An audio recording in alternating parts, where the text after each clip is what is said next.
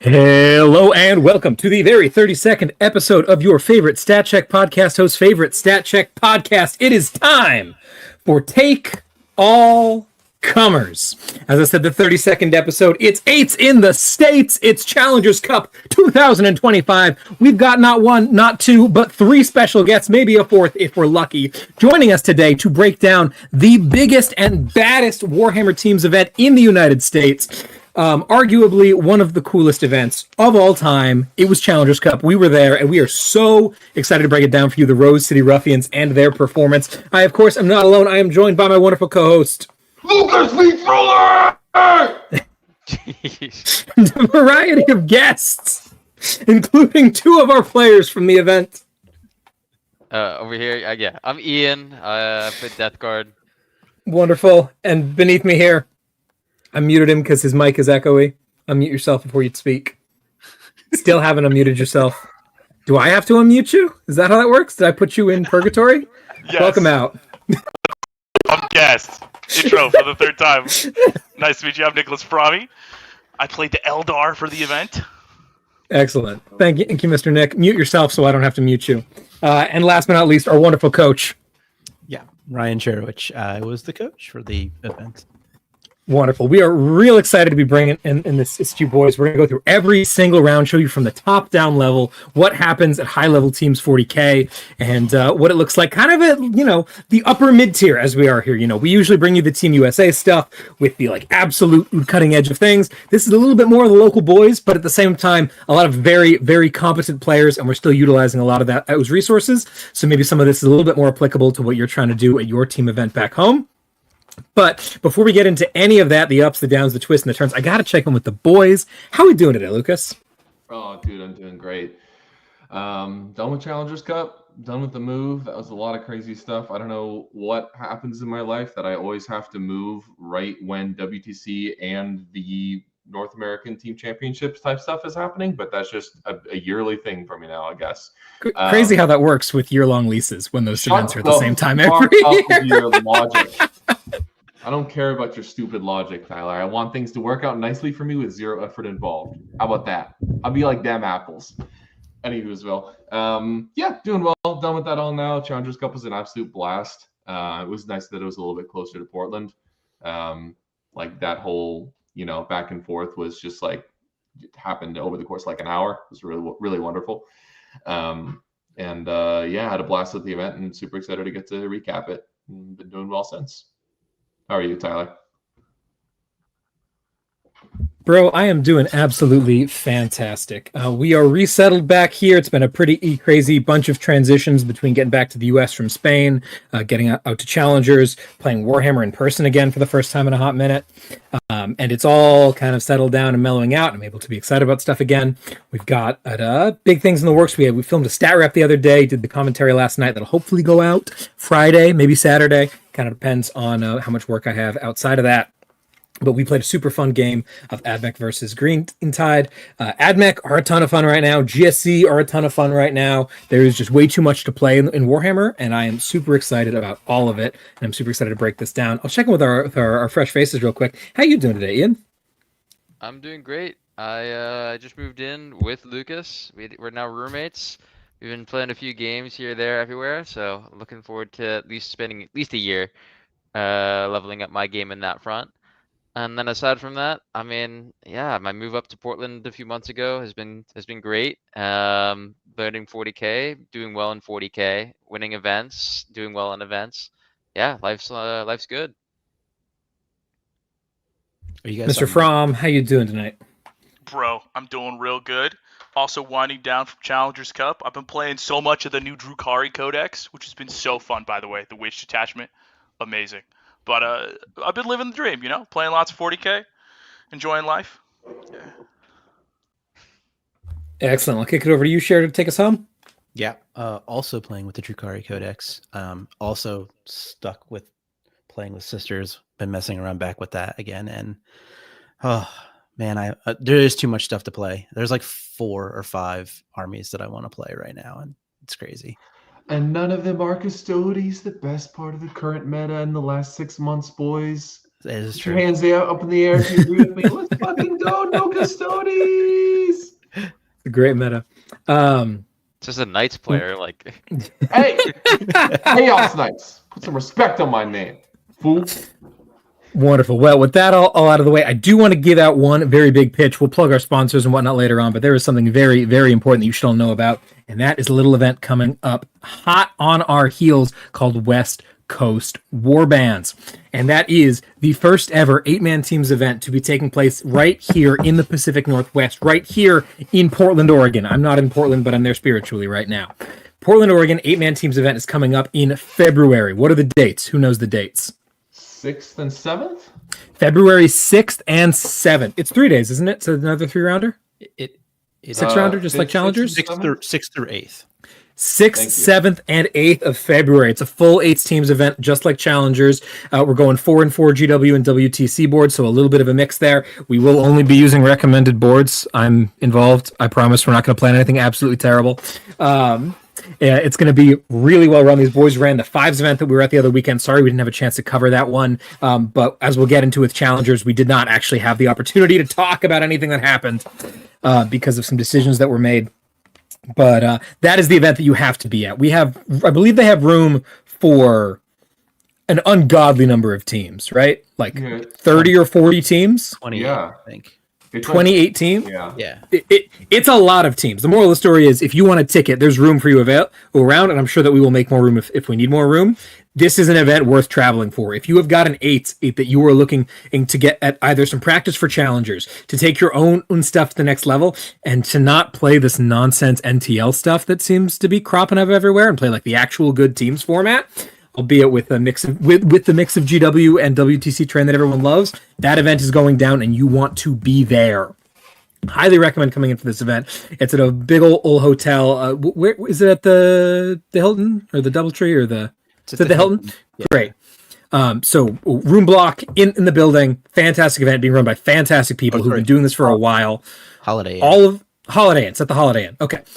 Check out the link in the description, and we'll be talking about it a lot more as it comes up on us, but that is the biggest thing to ever happen in the Pacific Northwest in terms of Warhammer, and you do not want to miss it. I would rather be there than at Tacoma. It is that big of a deal. 8's 40K is the best 40K, and I think everyone who's done it before will tell you that. So check that out. If you are struggling to find a team, I'm sure you'll find plenty of people in our Stat Check Discord who might want to join up with you, and otherwise get in touch. If you need any help with local Portland logisticy things, we're around and are happy to help you out. So please come check that out. Yeah, so pretty much everyone locally is invested in making this event really good, so you're not going to want to miss it. It's going to be really, really fun. Like all of the TOs in Portland, the Ordo Fanaticus guys, which have run events here for like more than a decade. John, who does all of the singles events here, and whose events are like 12 out of 10, amazing. And then Alex Henderson, who's printing all of our WTC terrain, all collaborating on this and working together on it. And they've been working on it for several months prior to this. So like this is going to be a smash hit, and you're not going to want to miss it. Yeah, sweet. So looking forward to seeing you all there. We'll talk more about that as we get there. But let's go ahead and move on over then to the actual event itself, Challengers Cup 2025. Now, we got to start off with a little bit of background to understand where this event sits. For those of you who have been living under a rock, we had a bit of an update to the rules of the game somewhat recently in the form of our data slate. Challengers Cup, without getting too much into the details, decided very, very, very last second to use the data slate and all the new rules and the new Imperial Knights Codex. This was a crazy, easy situation. If you want to hear more or about it, message me on Discord or whatnot. I can give you the whole story if you didn't hear it. But basically, there was a vote. The vote came down to the last vote, and they got exactly enough to use the slate and give us we had 9 or 10 days before list lock. And that was 2 weeks before the event. It was not even. It was 8 days. It was like 4 or 5 days. It was insane to figure out a new meta, which means that despite the fact that this team had been prepping and building our comp, and we're very happy with it for the last several months, suddenly everything was out the window. We had to start over, not quite from scratch, but a couple of us did, and figure out what was going on very, very quickly. I was playing Host of Ascension. That build got gutted. Mr. Pena, who will hopefully be joining us later tonight, was playing Thousand Suns. That book got gutted, and suddenly our comp just didn't make a lot of sense, right? Because our T-Suns and Hosts are supposed to be pushers. And suddenly those armies just don't exist anymore. So we had to figure some pretty crazy stuff out. Simultaneously, Siebes, who is not here tonight, was our Imperial Knights player. Had absolutely no interest in playing the new Knights book. The way that he plays Knights was just not conducive to that. So we wanted to pivot him over to Votan. It was a mess. That's why we didn't get to have any shows for a week or two there, because we had to cover all of that. But we did have a great time at that Fives event. Maybe we'll talk about it some other day. But with that in mind, there was a lot of chaos going into this, and we settled in an interesting place. So, Tyler, how many Yeah. practice games did you play with the new thing in that like 4-day period before Listlock? I think I played 7 games in those. I think it was like 5 or 6 days. But I played 2 games most days, 1 game on some days to figure out what the hell I was going to do. It was chaos. And I'm really happy with where I landed, actually. We'll get into lists in a sec. But yeah, it was a mess. So this here is our team. Pictured at the tail end of the event there. As you can see, we've got our wonderful bowling shirts on. Go Rose City Ruffians. The gentlemen who are not with us right now, from left to right, you've got Mr. Siebes in the back there between Ian and our buddy Justin, who is our Space Marines player, who's there as well. And then on the far right, we've got Alex holding the sword and Tanner behind him. So that's the boys. We had a great time. We'll get into it. This is our team composition. I want to run around real quick. Everyone give me a quick, high level archetypical overview of what it is that you were actually playing at this event, so people have an idea what's going on. We'll start with Lucas, because yours is pretty simple, if I'm being honest. Yeah. So should we each cover one of the people that's missing? Is that going to be a thing as well? Sure, you could do that. Why not? Yeah, so I'm going to play Chaos Knights, and I am going first because at an archetypal level, I am very often going to be our first defender. My list is pretty straightforward. It's 3 despoilers, 1 with double battle cannon, 2 with double Gatling cannon. I've got a Great Unclean one. I've got a smorgasbord of Nurgle Demon allies, and then 2 carnivores to support it all. Just a very straightforward pile of guns, trash to play the mission, try to kill a fool if they step to me type of game plan. It was a lot of fun. And then Tanner, who is one of the fine folks that is missing today, played Tau for us, Montka. He had 30 Breachers in his list and 2 Devilfish. He had 3 Sky Rays, 2 Riptides, some Piranhas, and then just some scoring trash to play the mission, some Farstalkers to guarantee his scouts can go off. Kind of a straightforward alpha strikey list that tries to go in early and cause some havoc. I'll send it to Ian. What were you playing, Mr. Man? Sure. At the event, I was playing Death Guard. Admittedly, before the event, I wasn't really playing a huge amount of Death Guard. I wasn't even a starter. I was playing World Eaters. And then I was like, World Eaters aren't in that great of a place. So then I went to go play Death Guard, and I was doing really well with them. And then I got the call to go play at Challengers Cup. All right, here I am playing Death Guard. I was running Virulent Vectorium. I was not running Mortarion. I had the Demon Prince. I got 3 shooting drones, 2 Blight Haulers, some Poxwalkers to play the mission, 2 units of Death Shroud, and then I had a unit of Plague Marines. I had the Plague Marine brick, and that was a drug. Being able to obliterate anything that stood in front of me, that felt pretty good. So I was kind of a bit more of a rock at Challengers Cup. I was able to take kind of like any matchup, any table, and do okay. And I think over the course of the tournament, that kind of proved to be true. More or less, some games better than others, but it was a pretty stable experience for me. And then I guess I will cover Votan for Siebes, since he's not here. He was playing Need Guard Votan, so a bit more of the clapback, less usage of that brand fast ridiculous stratagem. If I don't know his list perfectly, but I do know that he had some land forts, he had some melee jacks, he had some of the indirect guys, the not the evaluators, but he had the two indirect models, which did come in really, really clutch in a lot of different matchups. He got, what else did he have? He had the super supreme sus 2. Yeah, he's got those. He plays the unit of Hearthguard as well. It's Votan. Yeah, it's just a random, much trash, Tonka tough. He's a rock as well. So me and him kind of played the roles of being like the rocks, and like we can kind of just take whatever and do okay. And I think that more or less that's what happened. Absolutely. Mr. Fromm, what are you rocking today? Yeah, I was running a kind of a similar to Nick Nadavati's build, Eldar. It's Warhost with double units hopping back in boat, and a unit of dragons and Fuegan hopping in a serpent, and then Mugen Ra and some Reapers hopping in a falcon. And then past that, it's just little scoring pieces to go out and about and do the things that need to be done, right? Steal primaries and things like that. Also, very much like an all-comers list that's designed to play solid, clean Warhammer through cheating into most things. And then into Knights, it's designed to push, right? A little bit of lone op for that. Obviously, the Dragon Break is horrible for Knights to handle, right? So slightly tailored, but just kind of an all-comers list designed to play good, clean Warhammer. And then I'll also go over, you want me to go over Mr. Justin's list? Amazing. Justin is running Unga Bunga Space Marines with Gilliman and Vindicators, and he was the Bug Slayer. He shot at big things, he killed big things, and he scored us points. I think he was running double Ballistis, double Vindicator, Gilliman, and then I think it was just scoring pieces past that. Triple Vindicator. Oh, look at this man go. Triple Vindicator. It's really killing those bugs.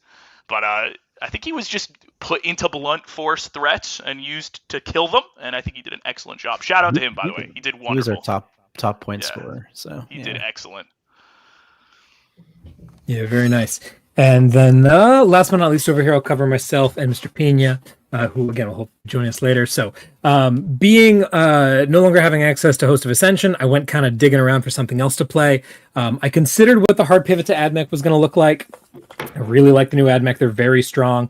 Problem is, I don't have a ton of that stuff hobby ready, and I would need to make a really big bet on a list that I wasn't going to be fully sure about and wasn't going to get to put it on the table very often. That seemed a little bit sketchy. By contrast, Final Day, which is my favorite detachment of all time, suddenly seemed a lot more appealing with some of the changes that we got. Neurolictors went down, which was great. Metamorphs went down, which was absurd. Aberrants went down in terms of reinforcement points, which seemed crazy to me. And I was like, this is a perfect storm. We're doing it. I hit up my boy Alex McDougall, and he and I figured out just the right way to play it. I was very happy with the list I was playing. Double Rock Grinder, the Neo Brick with the Sustained Benefactus, a squad out of Aberrants with an A-Bomb, a squad of Pure Strains with a Patriarch, a squad of Hyper Ravs, right? Like just kind of a one of everything sort of situation. And then a 2-man laser car and 2 mortar cars.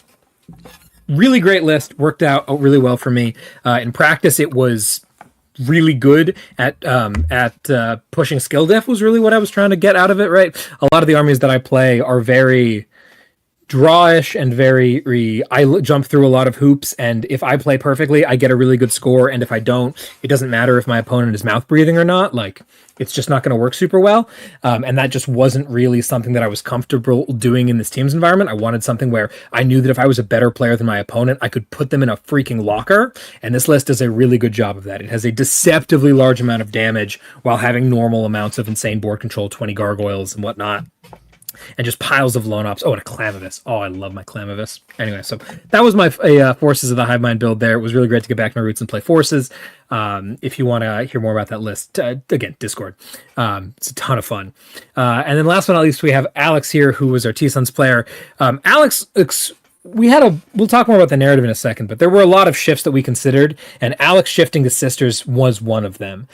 This was a bit of an echo of last year where we had him play Sisters when he wanted to play T-Sons, and the Sisters look really good, but Alex is a reps-oriented guy. He does what he does really well, but he's not necessarily a super or fast, flexible, adaptive guy who's going to pick up a new army in a couple of days, so... After some serious thought, some coaching, some consideration, some trial, he ended up landing on sticking with T-Sons, because that's what he has a ton of reps on. But we pivoted over to a 10 Terminator build while staying in Coven. He wasn't willing to try the Phalanx 30 Terminators. I think that build is terrible now. It really needed the spells. But he plays 10 Terminator build with Magnus, 10 Termies, Magnus, Zangors. I think he has a Mutilitha too. Those are the important things. He's playing Thousand Suns, and he's going to do his best to overcome the nerfs that GW has put upon him to work out well here.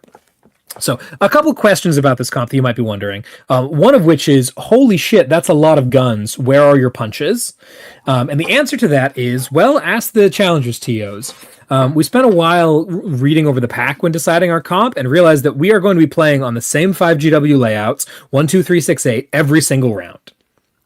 GW6 and what is it? Is it 2 is the other one that's really open? Yeah. GW6 and GW2 are very open layouts on any table format, and they are designed for Crucible and for quarters are the more reasonable ones to play it on. They are not designed to be played long ways. And the last 3 rounds of this event are hammer tipping hammer. Ooh, very scary. So with that in mind, we wanted to bring in a team that was going to be able to put a lot of guns on the table and really take advantage of some of these very open boards. When we had Host of Ascension and Imperial Knights on the board, that was only even more so the case, right? Votan don't mind a light table, but it's not the same. The Forces don't actually like a light table that much. It was a problem. But that was the idea in theory. That's why Justin is playing the most gun-heavy Space Marine build that we could muster. That's why Tanner is playing on Ka. That's why Lucas is on Chaos Knights. So that's kind of the overarching structure here, is to try to have Lucas and maybe Justin, instead of maybe Tanner, grab some of those early, really light tables, so that none of the rest of us have to deal with them, get good points out of them, and then have everyone else be scrapping a little bit further behind that, while Ian and I try to lock down some solid scores, because we're playing very good armies that we can play very competently. A couple of questions you may have. Number one, Lucas, Orcs is the best. You just got a bunch of updates. Why aren't we playing Orcs, dude? So I'm sure we'll talk more about this in the reflections at the end, because this was... I had this inkling that Orcs were going to be very viable at the beginning of the event, but obviously receiving the slate and then needing to make a decision in 4 days about what I'm going to play, I'm a much more conservative person when it comes to, I don't want to make hard pivots at the last second. I think that's a great way to throw you and your team under the bus and just kind of not know what your place is.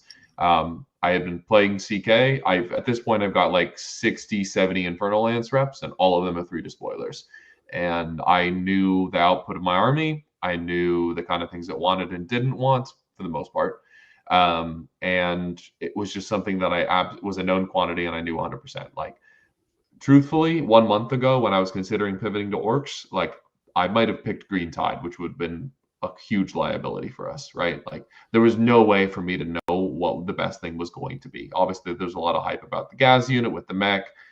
Again, no way to know if that's even functional in GW2. There's just a lot of question marks, whereas Chaos Knights is that nice, stable thing that I know what it does. And I think Pina ran into that same thing, right? Like, where T-Sun's freshly nerfed, Sisters freshly buffed. Sisters were already a pretty good army. T-Suns were already a little bit of a flagging army.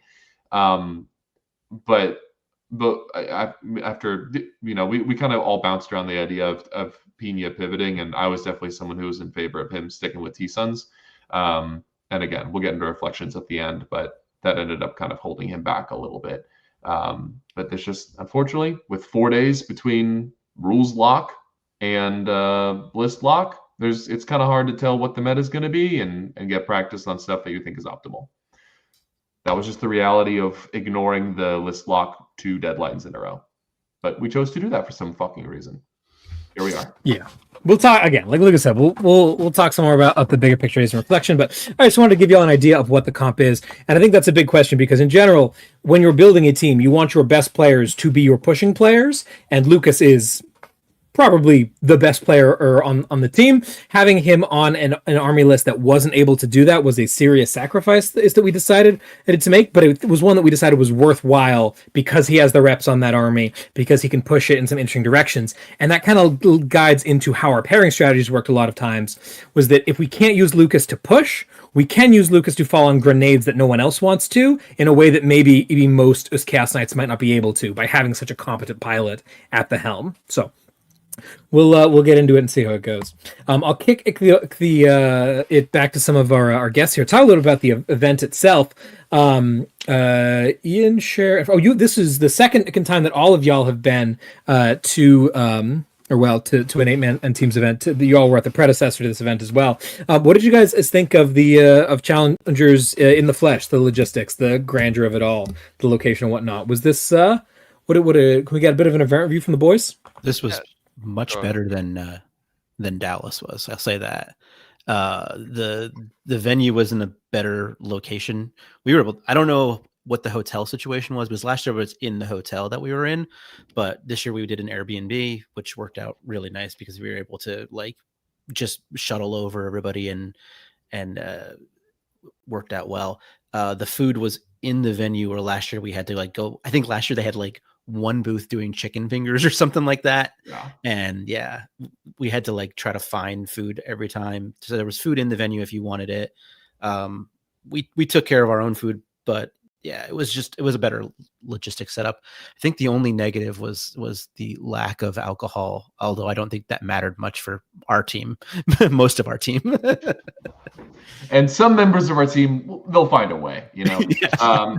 But another thing that I wanted to quickly mention is the lack of the banners, which is a small detail, but it's like important to me. Like the banners in Texas was super cool to like walk into the hall every day and slowly see the banners falling as like teams get eliminated. You remember that, Tyler?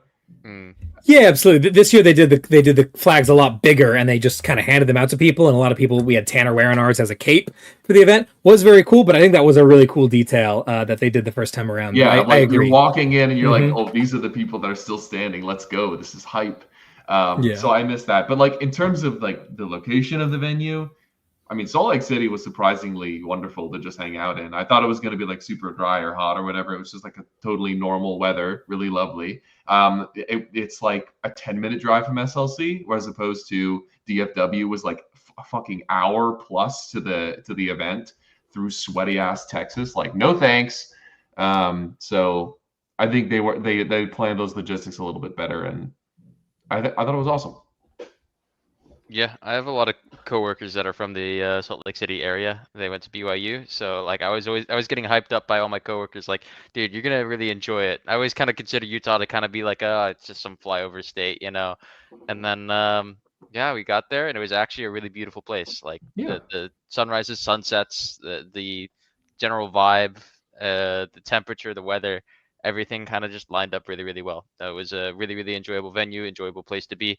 And I'm really hoping that they kind of just keep it there, have that be the annual place for us to go. It's closer to Portland too, so it was nice in that aspect as well. Yep. Oh, absolutely. I also just realized none of you went to the aquarium. It was only me and the guys that are not here. So the aquarium was like a block from our Airbnb, which was awesome. That was our first day there. We just hung out at the aquarium for like 2 hours. I'm sad that I did not feel up Maybe to next that. year. Yeah, you wanted to Next go year. do pairings. Yeah. Oh yeah. We I did wanted the to thing. Nerd. But yeah, the terrain at the event was also fantastic. Oh yeah. It's like I think it's almost all their own stuff that they did with J15, if I'm not mistaken. But yeah, I don't remember who they collaborated with. It may have been him. It's in the packet. We should check later. But the train was really nice. Everything looked beautiful. The layouts were super well done. There was plenty of space between every table. You got to walk all the way around. We had it was in two. So you got to walk, you could walk all the way around, but it wasn't just all the way around your table, but that was fine. The pods were reasonably separated. There was tons of space for everything, dedicated area to pair, dedicated areas to hang out, like really, really well run event. The guys at Green Banner are, the fact that it feels like there is not a ton to say is evidence that they are doing phenomenally, because this is where people complain. And they are knocking it out of the park. There are, always is a couple of things that they could do better on, but if there is a Green Banner event near you, that is an event worth going to, as a general rule of thumb. It's going to be awesome. So yeah, let's get right into it, boys. We're only half an hour in, and we actually get to start round freaking one. We got a couple of photos here. There's some of the medals that they were handing out, and here's Sieb's army over here on the right. It's Votan. You can actually see what's in it. Feel free to zoom in if you want the actual list. So it was great. Got a couple other photos here from the event itself. You can see the venue hall, tons of space going on around. And then Justin put up this selfie of him with us at the pairing table. You can see on full display there my my glorious tournament facial hair. Went with the full stash. We're 2 weeks out, and the beard is mostly back. Give it one more, I guess. But that was quite a look I had going on there. So let's jump right into our first round. We are playing up against the lightly salted team, and this is the lightly salted C. Oh, I didn't put missions in this. Mission for round one is Terraform Crucible. Terraform Crucible? Yeah, Crucible Terraform. Cool. So we are going in here. If you have not seen one of these before, these are the diagrams that I use to break down how pairings went. It's fairly self-explanatory if you take a look at it. If you're not sure how pairings work in general for an 8th event, we've got some videos on that you can check out. But we decided to go with our pretty tried and true strategy here of throwing out Oda Lucas first and kind of seeing what happens from there. So we've got Lucas here playing into Valor Strike off the first defend. They first defended with their Votan, which I attacked and played into. We second defended with Mr. Pinion, our Thousand Sons, who accepted some Tyranids. They second defended with their Krons, who accepted to Mr. Ian here on Death Guard. Ian and I had a great time with this. The night before, Ian was like, I can kill a Warrior Brick with 10 Plague Marines. And I was like, this is the math. You do not kill a Warrior Brick with 10 Plague Marines. And he's like, no, man, I trust me, I do. And I'm like, I don't know, man. That seems really sketchy. And then this game gets started, and like 2 minutes in, Cher comes around and is like, so Ian just killed the Warrior Brick on bottom of 1. So fair enough. What do I know? They're looking blastable, man. What can I say?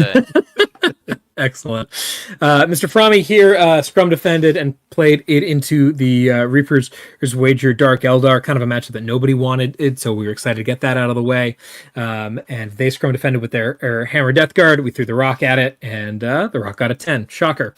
Falling out then, we had Tanner playing into Warpbane in that refuse slot, and our Forgottens were Mr. Francis on his Space Marines playing into that Lords of Dread Chaos Knights.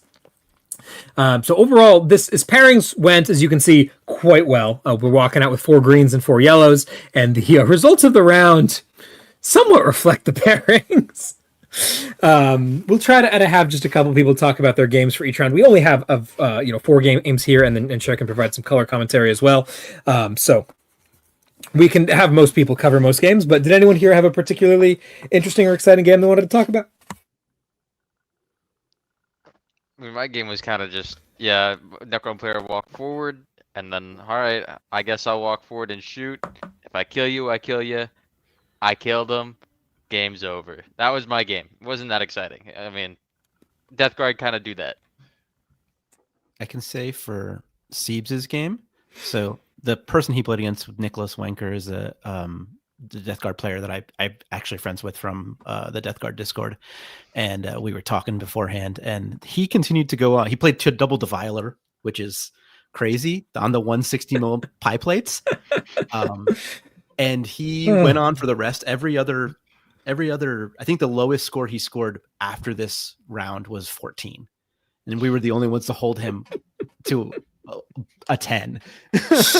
So yeah, Siebes doing what he does is just like, as you do with your Hammer Death Guard with 2 Defilers attacking in the scrum. Oh, sorry, no, defending in the scrum. No, they're scrum defending. He's not crazy. My bad. Yeah. Nick is really good. Yeah, but we were the only ones to stop him from like running over us. Totally. Yeah, I'm glad that we happened to throw Siebes into him. I did not realize. I mean, if Rich Kilton is vouching for this man and in the chat, hey Rich, how you doing? That's a good enough vouch for me. So yeah, props to John for holding that down.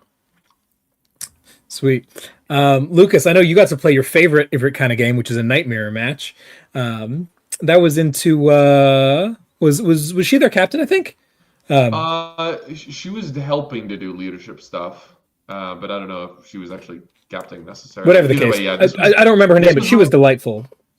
Yeah, Natalie. She this is my first game against the new Imperial Knights Codex. And boy howdy, does Valor Strike absolutely slam.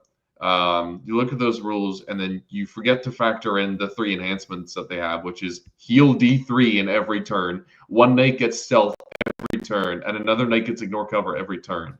It's like, okay, well that's pretty good.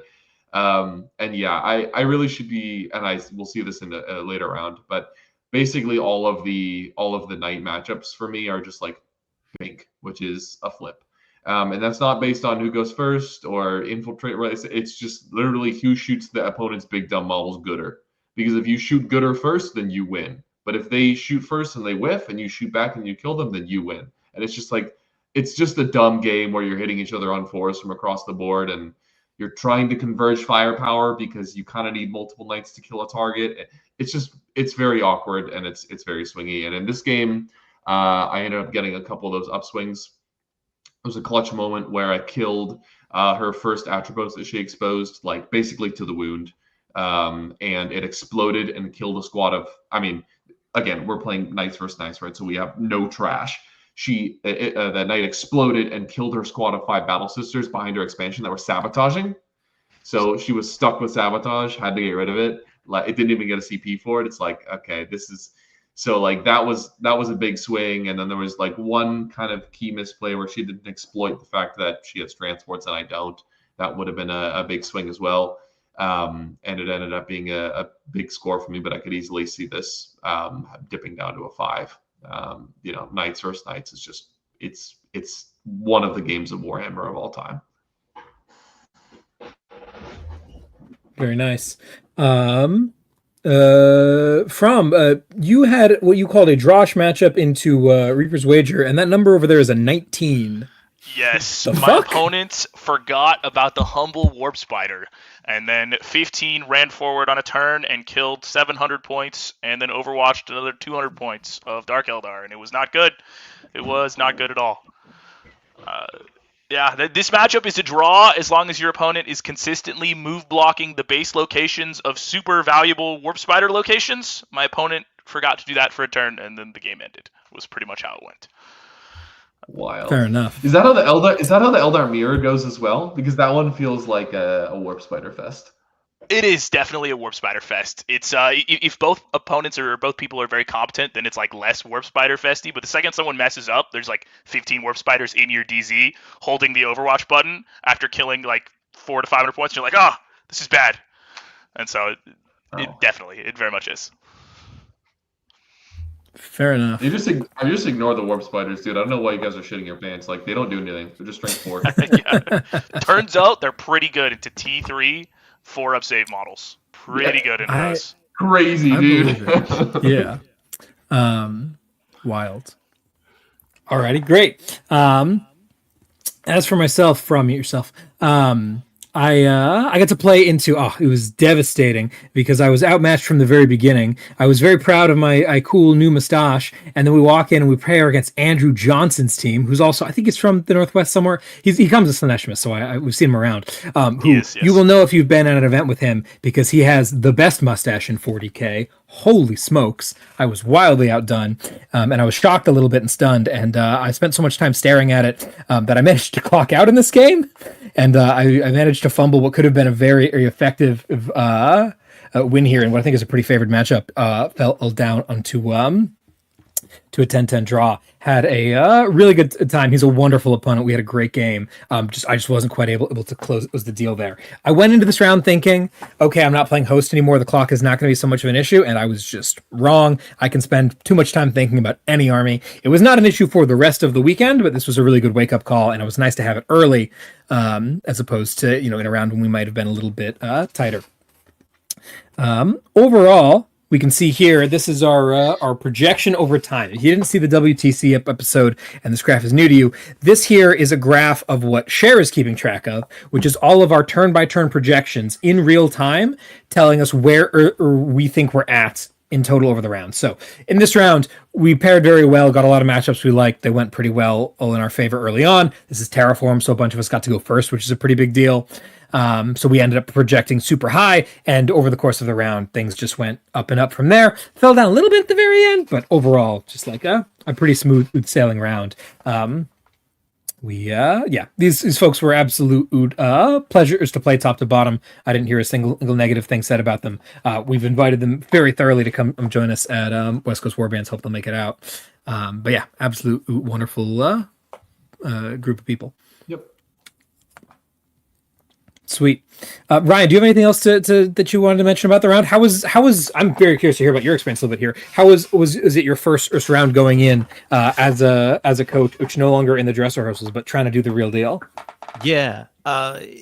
It's interesting because it was trying to figure out like when's the right time to interrupt people's games to go get scores, when's the right time to like track things and step in, and then like Lucas was our shot caller basically for the event, so I need to get the scores from everybody else, talk to them, figure out where we're at, how we're projecting, and then go like if there's any kind of risk or any decisions there, go to Lucas and confer with him about that. So like interrupting one person's game, finding a score, and then going over and interrupting Lucas and trying to figure out what the right call is. I got better at that as the event went on. Right now, this first round. Every time I would walk over to somebody's table, everybody would look at me like, "What do you want now?" And I was like, "I'm just here doing my job." Yeah, that's definitely a singles player's symptom, I feel like. So for folks like, Ian's been to some team events now, but like Tanner has been to maybe one, maybe two team events. Never with a coach though, right? He never had a coach. Exactly. Yeah. Having a coach there is like, you have to, it's another wrinkle in the game that you have to participate in and pay attention to, because the information is so important. You cannot just zone into your little world, play your game, come back up and be like, oops, I got a 6. You actually have to like relay the information to people so everyone can adjust accordingly. And one thing that I found helpful myself is trying to build that into my regular like end of turn or end of battle round procedure as a player, right? So for me, at the end of a battle round, I always look up and I'm like, okay, let's confirm the stuff we have in reserve. Let's confirm the points that we just scored at the end of this turn. We're going into next battle round. You're at 3 CP, I'm at 2 CP. Hey, Ryan, this is my update for the score. And that can be really helpful so that, it's not only your coach, Ryan, trying to come and chat with you at key moments for the team, but it's also you giving updates when you have a natural break in your play. Yeah. Absolutely. Very nice. Sweet. So moving on then to round 2, feeling pretty good with a big win under our belt. We are running. Here's a picture of us pairing against them. Thank you, Justin, for being the unofficial team photographer. Excellent stuff. You've got the secondary matrix is behind his head. That's a bummer. I love how it makes Natalie's pink hair makes it look like Tanner has pink hair too. Yeah, it looks like they are on the same team. Absolutely. Yeah, it does. Yeah. We had these great bowling shirts, and then Tanner just has some weird sensitivities to the fabric. He could not keep his on. So he looked very professional, and then Tanner was rocking his cape over there. Sweet. So going in round 2, we are paired up against not the Canadian, but the Cadian Geese. Fantastic team name. The team name meta, by the way, has advanced leaps and bounds over where it was a couple years ago. Massive shout out to such notable entries as Pro Tater Tot. Phenomenal Idahoan team. But anyways, we got the Cadian Geese here, and this was a wild round with some very big numbers in both directions going on. I'm excited to get the graph up for this. So the round this round is this the Crucible or is the other? Is the other Crucible is the Search? Yeah. This is Search taken hold. Lynchpin? No, not Lynchpin. Taken hold, right? Was it taken hold? I think it's Search taken hold. I'm gonna go find it in my phone. Start talking about the pairings. Whatever the case, Search and Destroy and some vaguely normal primary. You would like to hold more objectives than your opponent does. We said screw it again, and we first defended with Lucas. They threw Grey Knights and Votan at him. Votan, not a thing that Lucas necessarily really wants us to deal with, particularly with the brand fast stratagems, right? I had played around on TTS on some of these layouts, specifically on layout 6, and on layout 6, I think that the brand fast is kind of screwed doing that because they don't actually have anywhere that they can hide and realistically get out onto the point other than the very center where it is very easy to towering shoot them. However, that's only on exactly layout 6. On the really open board, GW2, that's not so much the case. And we don't know if we get first pick or not until after we've accepted. So we weren't willing to risk that. We said, screw it, let's just put Lucas into Grey Knights. It's not an especially terrible matchup either. Maybe he's going to use his 18-inch lone ops or something, but he'll figure that out. Go get him. They first defended with their Tyranids, and when I see Tyranids, I put Justin in there. Justin and I have played Tyranids versus Marines a couple times, and he has figured that matchup out. It took some practice, but he is a Tyranid-killing machine. So we put him in front of the wall of meat there. We also threw Siebes out there because he's also got a bunch of big guns, and the Tyranid player called Justin's bluff.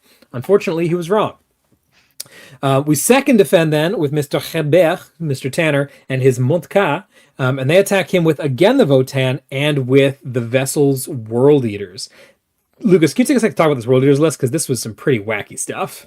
Yeah, I'm pretty sure this is the Chad with like 18 8-bound, 3 Hellbrutes, and a Demon Prince, and then maybe just some chaff. I think you get 2 Forge Fiends as well. So it's like all MSU and Vessels gives you like some Blood Surge access and -1 to wounds, better blessings. So yeah, it's definitely a different take than the conventional Berserker Warband. Yeah. Tanner was pretty convinced that, especially on his table choice, he would be able to fairly effectively go out and blast. Well, we'll get to that later. So he took that on pretty willingly. They second defended with their Death Guard. God, my God, do I love to play against Death Guard. Oh, I think these tables are backwards. Yeah. Ryan, I think I played on WTC7. Tanner played on GW3. GW3 is a pretty acceptable board for the Tau to play on. So there's no way that Tanner took WTC7. I played WTC7. This was a pretty neat Death Guard build. It had the 10-man Blightlord unit. And as a man running a lot of D3 Blast Las Cannons, I do love me a 10-man Terminator brick. So I was excited at the opportunity to attack that, as was Mr. Pena with his T-Sons. They took me. I was very excited. Then Mr. Pena then scrum defended and was attacked by Space Wolves and the Mirror Match.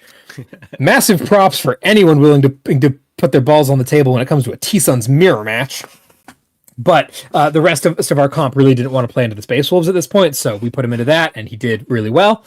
And then their other wackadoodle list of the day was their Scintillating Legion, which we got to hear about this game. Their Zinch Demons that Fromm attacked and was accepted into, which means that the fallout was those T-Sons playing into Siebes, and last but not least, Ian, who regularly has just like yellows and greens across the board and thus falls out to the Forgotten, landed into the Votan, which was an exciting one to see, because I don't think you had played the Brandfast at this point. Is that right? I played Brandfast once before, but I mean, certainly wasn't feeling super confident going into it. Okay, for sure. So that was the pairings. The pairings look real good top to bottom. This was about as good as we could have asked for. The results, a little more complicated, right? At the end of the day, you'll see as the recurrent theme in any kind of Teams 40K. The game is not won and lost usually in pairings. Usually the game is won and lost in matrixing. You have information that your opponent does not, or vice versa, and you both think a matchup is good, and one of you is right, and one of you is about to get their butt kicked. And in this case, it happened to be our opponents who got their butts kicked a little bit more than us, which was very exciting. But I'd love to hear about some of these games in particular. I know there were some pretty crazy games there. Let's start off with you, Mr. Nick, and this scintillating game. Yeah, so I saw this, and I was like, this army is bad. Everything will be okay. I see 4 giant demons, and I see my 10 fire dragons, and I'm like, this is okay. Everything is fine, right? So I get first turn. Already a little bit inhibits pushing, but it's not terrible. I play a very clean 40k game, score my points turn 1. Turn 1, he drops a Lord of Change in my center L, right, to kill 5 Corsairs and like 5 other nonsense dudes. And I'm like, this is a miracle.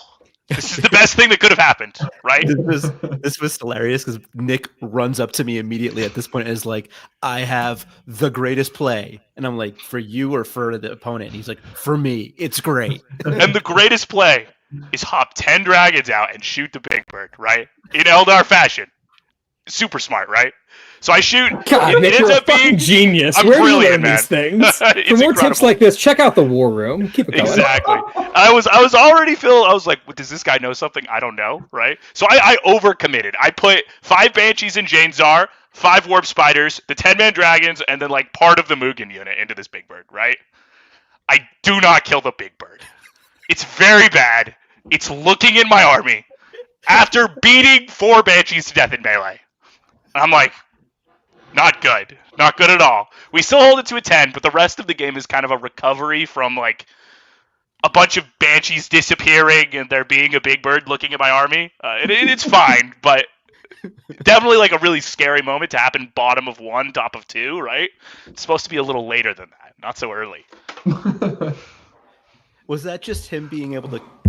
Was it him rolling incredibly well, or was it him being able to push all the extra saves with the the He had detachment ability. 2 rerolls, and it definitely saved him in the Dragon unit. I think I handed him 9 saves. He made 6 or 7 of them naturally, and then rerolled 2, and then I think he ended up failing 1 save.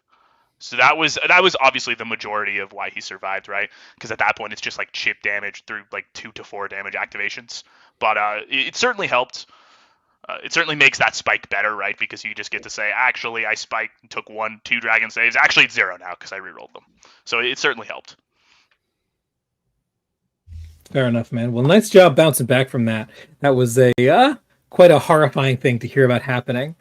Fortunately, it seemed like the rest of the games were going a little bit better than that, but not quite all of them. Lucas, tell us about this Banishers game, because apparently this was the greatest game that's ever happened. Well, yeah, and my opponent certainly thought so. The funny thing was I was playing right next to Tanner, and we had the opposite experience. We had completely opposite experiences where my opponent was like, "Hey, come over here, motherfucker." He was like a British dude, living in Canada. And so he comes over, he's like, "Hey, the only reason the Empire survived is because we had so much of this." And he like just has 2 massive cans of beer. And I'm like, let's go. My guy knows how to play Warhammer, baby. And so he buys me a drink and we're just playing. We're having a great time. And he doesn't get a ton of time to play because he's like, as like a super successful career and stuff. He's like super busy with his work. And he's just like having a good time. And he's like, "I'm mind blown by everything I'm doing." And I'm like, "Dude, I'm literally just towering with my knights and shooting your guys as they walk out. This is not that crazy." But he's having a blast. We're having so much fun. And I look over and Tanner is just sitting there like staring at the table, gulping. And there's a world leader Hellbrute that has Pile Console 6 on it. And it has like killed his Farstalkers and is hitting a Devilfish. And I'm like, okay, this is fine. You just hop the Breachers out. He goes into the Breachers. He kills 5 of them on the clapback, and then it's done. But then there's all sorts of other 8-bound that come in, kill the Breachers, and then the Hellbrute gets to consolidate into the Riptide behind. And I'm like, oh my god, this is going to hell. And I go back and continuing to play my game. We're going into turn 2. They're still on top of 1 World Eaters, and the homie is just stomping around with his Hellbrute. Kill the Devilfish, kill the Riptides, kill the Skyray, killed another Devilfish, killed 10 Breachers. I'm like, what the fuck is going on over there, dude? Search and destroy World Leader Gaming. And so me and this British guy are just like drinking beers, and I'm just shooting fish in a barrel. And meanwhile, Tanner's having an existential crisis about if life is worth living or not. That was also another funny one to be like coaching on. Like, super stressful, but I'm looking at everybody else's scores, and everybody else is like projecting super high. Everybody's in a controlling position. At the same time, this is when Fromm's telling me that he's going to ace this Demons player on this turn. So I'm like, everything's cool. We're gonna be fine. And I like look over, and Tanner's just like in the drolls of this Hellbrute top of 1 walking through his entire army, and I'm just like, it's okay. Don't worry. And he's just like, I can't deal with this right now. And I'm like, okay, I understand. So I just didn't talk to him for the rest of the round.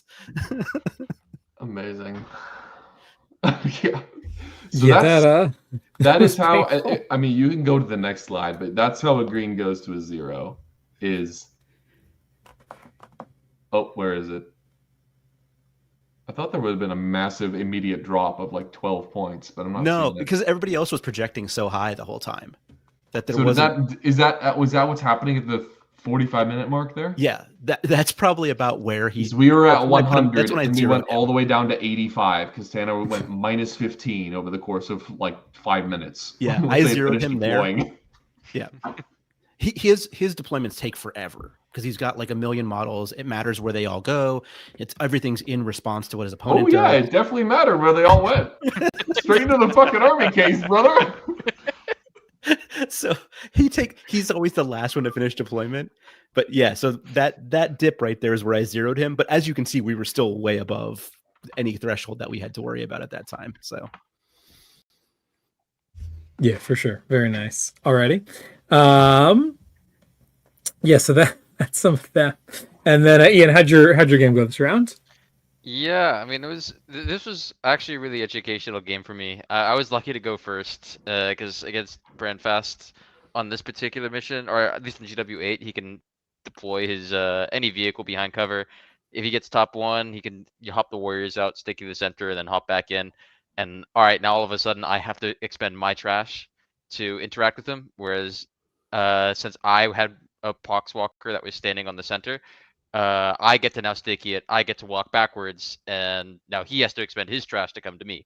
So, going first is actually, I didn't realize how big of a deal it was, but it was a really big deal in this particular, at least on this board. But yeah, it was kind of just generic 40k. I think he made one really big error where he rushed the bikes down to try and get tempting target turn 1, and I had a bunch of I had like 4 Poxwalkers on an objective, and he needed to charge to get onto the objective. So when he charged with the bikes to take it, I just piled more Poxwalkers on it, and he didn't steal it, and he lost his bikes.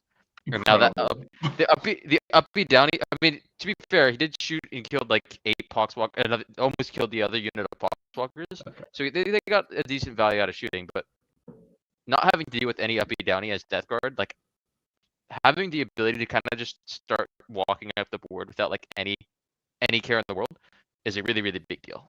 If I don't have to screen, I'm big chilling, and so he lost all of his bikes, and the game was kind of just easy from there. It's hard to push with Death Guard if he's playing well, and he started playing really well after that. But yeah, the game was definitely in my favor. So do you think that green is accurate? Because I know you played into breakfast later on at this event, and it did not go as well. And it seemed like you were kind of sussed. Is it like, does the board matter? Does going first matter type of stuff a lot? Yeah, I think that really, the board matters, and the mission mattered. I played against Brandfast round 4. I guess, spoiler alert, I lost that game, and that was my biggest loss of the tournament. Actually, is against Brandfast on round 4. Hidden supplies, and especially on the map that I had played. And maybe we'll just talk about it there, because that'll be easier. But spoiler, or foreshadowing, whatever you floats your boat. Yeah, the matchup definitely depends. Fair enough. Very nice. For myself, this was indeed the dream matchup that I was hoping it was going to be. He did have Mortarion, which is just like a piece that my army doesn't really get to deal with, right? I can kill Mortarion, but it requires a full commitment that I'm not really interested in making. So instead, we just kind of dance around him, contest his objective, and let him do his thing a little bit, and focus on killing everything else. Those Terminators, sure enough, top 1 did just run out into the open. And I was like, okay, man. Well, these last cannons hit on 2s and they're blasts. So have fun with that. And then his dice were like, hey, man, it was a fucking mistake. Watch this. And he went, at one point, he went 0 for 6 on his 4-up invulns.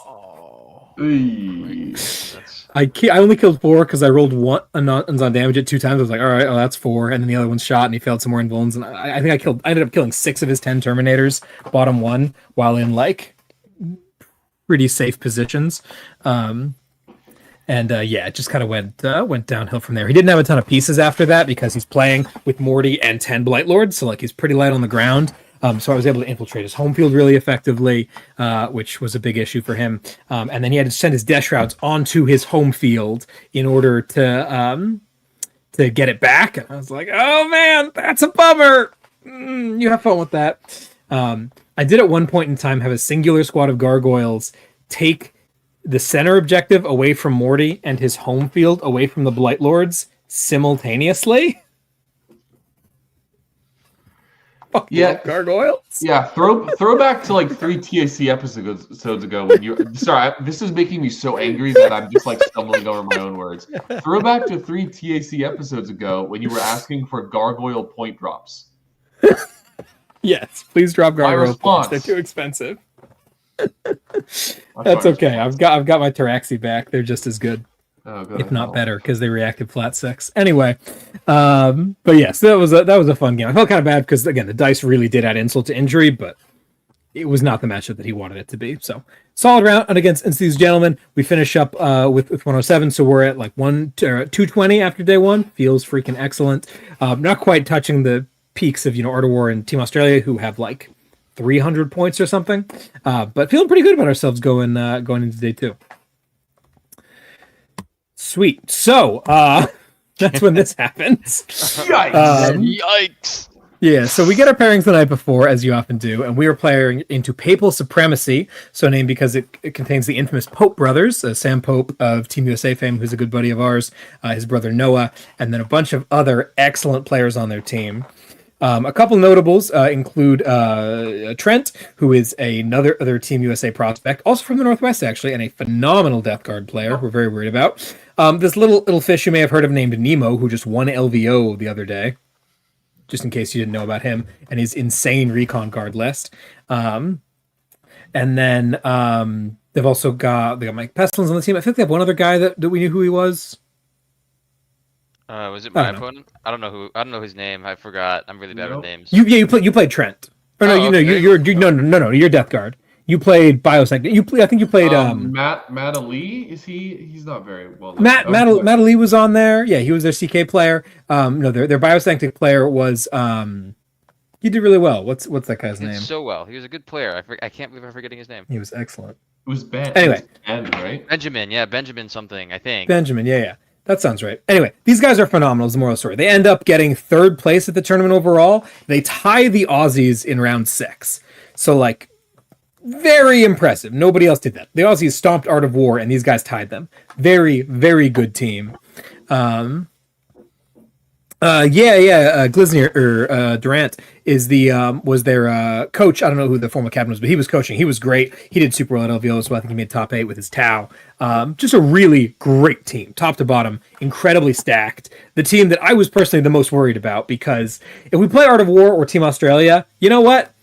If we lose to Art of War or Team Australia, it's Art of War and Team Australia. We'll try to have a good game with them. It'll be fun to play against some of those guys. These guys are people that I know, who I know are going to beat the snot out of us, but who also, I'm not, these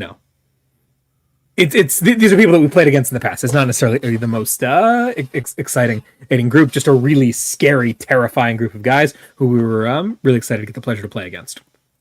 Anyway, so very nervous about this pairing. We prepped for it a whole bunch the night before. Naturally, the moment the pairing started, that prep went immediately out the window, as they did things that we did not expect at all. But we had a lot of fun with it. So we ended up deciding here to eschew the first defend Lucas plan. Do you remember why? Were you scared of a couple things of theirs? Yeah, I think I was too easily pinned by their demons, because everyone felt confident into their demons, but I had a kind of a flip into it. And their Biosanctic. Although I think I would have accepted Biosanctic, there was something else that was like. Oh, I think it was more that I think we also really like the idea of having you around to bully Nemo a little bit. Yes. As like someone who could possibly blunt that nonsense. Yeah, I think I could definitely play into the Recon Guard and put up a fight. I think it was like the demons and the GSC. Yeah. Okay, that makes sense. So with that in mind, we end up deciding to send out Justin said our other big gun player. We can't really send out Tanner here because he would absolutely die to the guard and would probably also die to the craft world. So that was really sketchy. So we send out Justin here, and he pulls out their Vanguard or Space Marines. I think this is Noah Pope. In the battle host, we put him into the Marines. It's a matchup that he feels confident in, that he thinks his table choice is going to help out a lot with. Unfortunately, it turns out that we do not end up getting him on quite the right table to really push this, so that kind of backfires on us a little bit. That's on me. They first found with Trent, their Death Guard player, and we are very excited about this, honestly, because we have plenty of people who can play into Death Guard and plenty of people who are very scared of a lot of other things. So we get Mr. Fromm and Mr. Pina out of here. They take Pina. So T-Sun's playing into their Death Guard. It's a very drawish game. Turns out to be a draw. It was one of the few things this round that went exactly according to plan.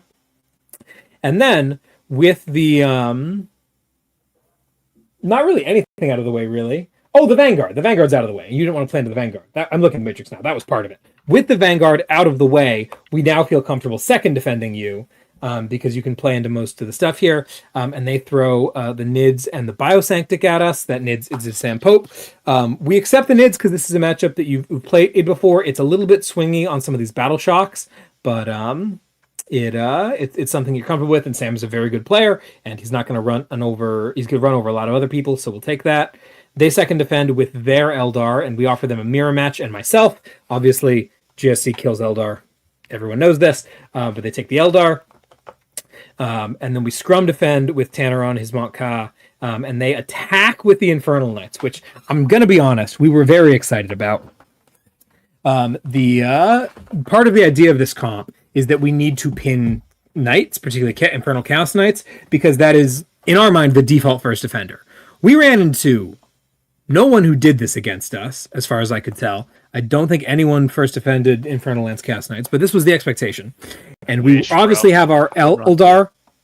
Sorry, they do later on? Okay, great. Oh, yeah, of course. We have the funny switch pairing. Yeah. So the idea is obviously Nick wants to go into this with Zeldar, but you really want a secondary army to actually force that to happen. And so Tanner was supposed to take on this role, right? He is really good at killing big stuff, really good at applying pressure early. This seems like an appropriate matchup for him. It was something that he had practiced a little bit, not a ton, but enough that he felt confident in it. So we were very excited to see them attacking him with it on his table choice. He felt okay doing it on their table choice. So the GW3 should be an okay place for that. They scrum defend with Nemo because Nemo's hunting 20s. But when you see a man who is hunting 20s, you throw Siebert at him and you hope for the best. I also threw myself at Nemo. I'm not going to lie, the game probably would have gone pretty poorly. But I didn't have a whole lot of upside elsewhere and was willing to scrap as hard as I possibly could. He took Mr. Siebert. And that means that our fallouts were the Refused, myself going into the Demons, which is interesting and a little bit sketchy. And then Ian falls out into that Biosanctic GSC, which in general, Death Guard love a melee mirror. But in particular, this was, a pretty big unknown for Ian and something that we weren't 100% on. Yeah, let's break down. So let's start with you, Ian. How did that Biosanctic game go for you? Yeah, this was my first game playing against Biosanc. I mean, I think I played against it once a while ago and against a way worse player. This guy, obviously, if he's playing on that team, he's really good. He was very good. So there was definitely a lot of inexperience going into this. I did come back with an 8. There was a lot of like really dicey moments on both sides here, and I think we would both agree. Me and my opponent would agree. Like there was very, very key dice rolls. Like my Demon Prince died to the wound on an all-in turn. My Lord of Contagion died to the wound on the all-in turn. Did not stand back up.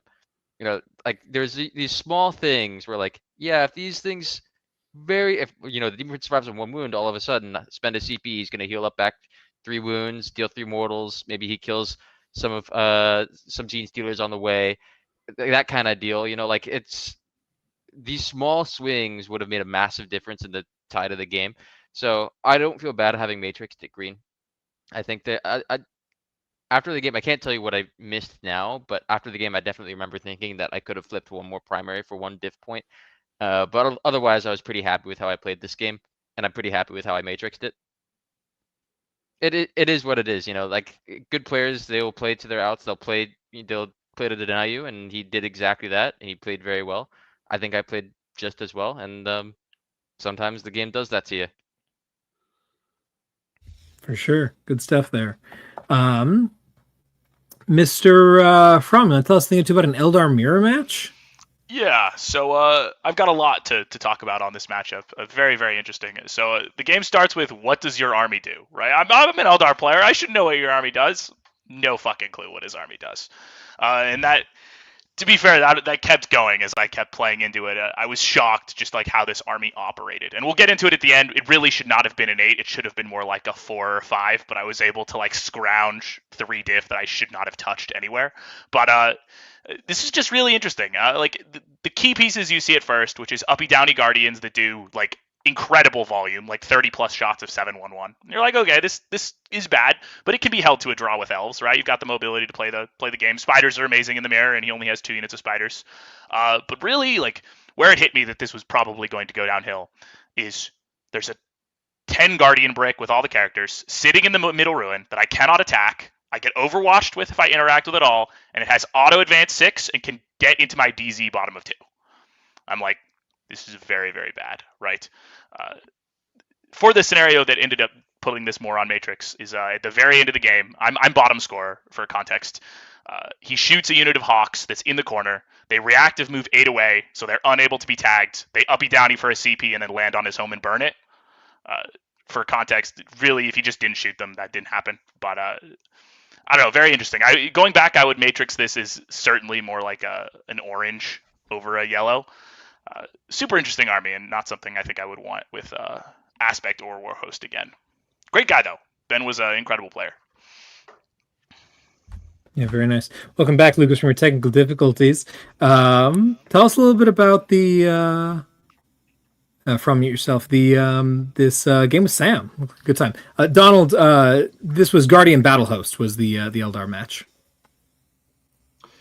Yeah, so I played into Mr. Samuel Pope on his Tunnel Nids, and this was a pretty interesting game, one that I thought was going to go a lot better for me than it actually ended up going.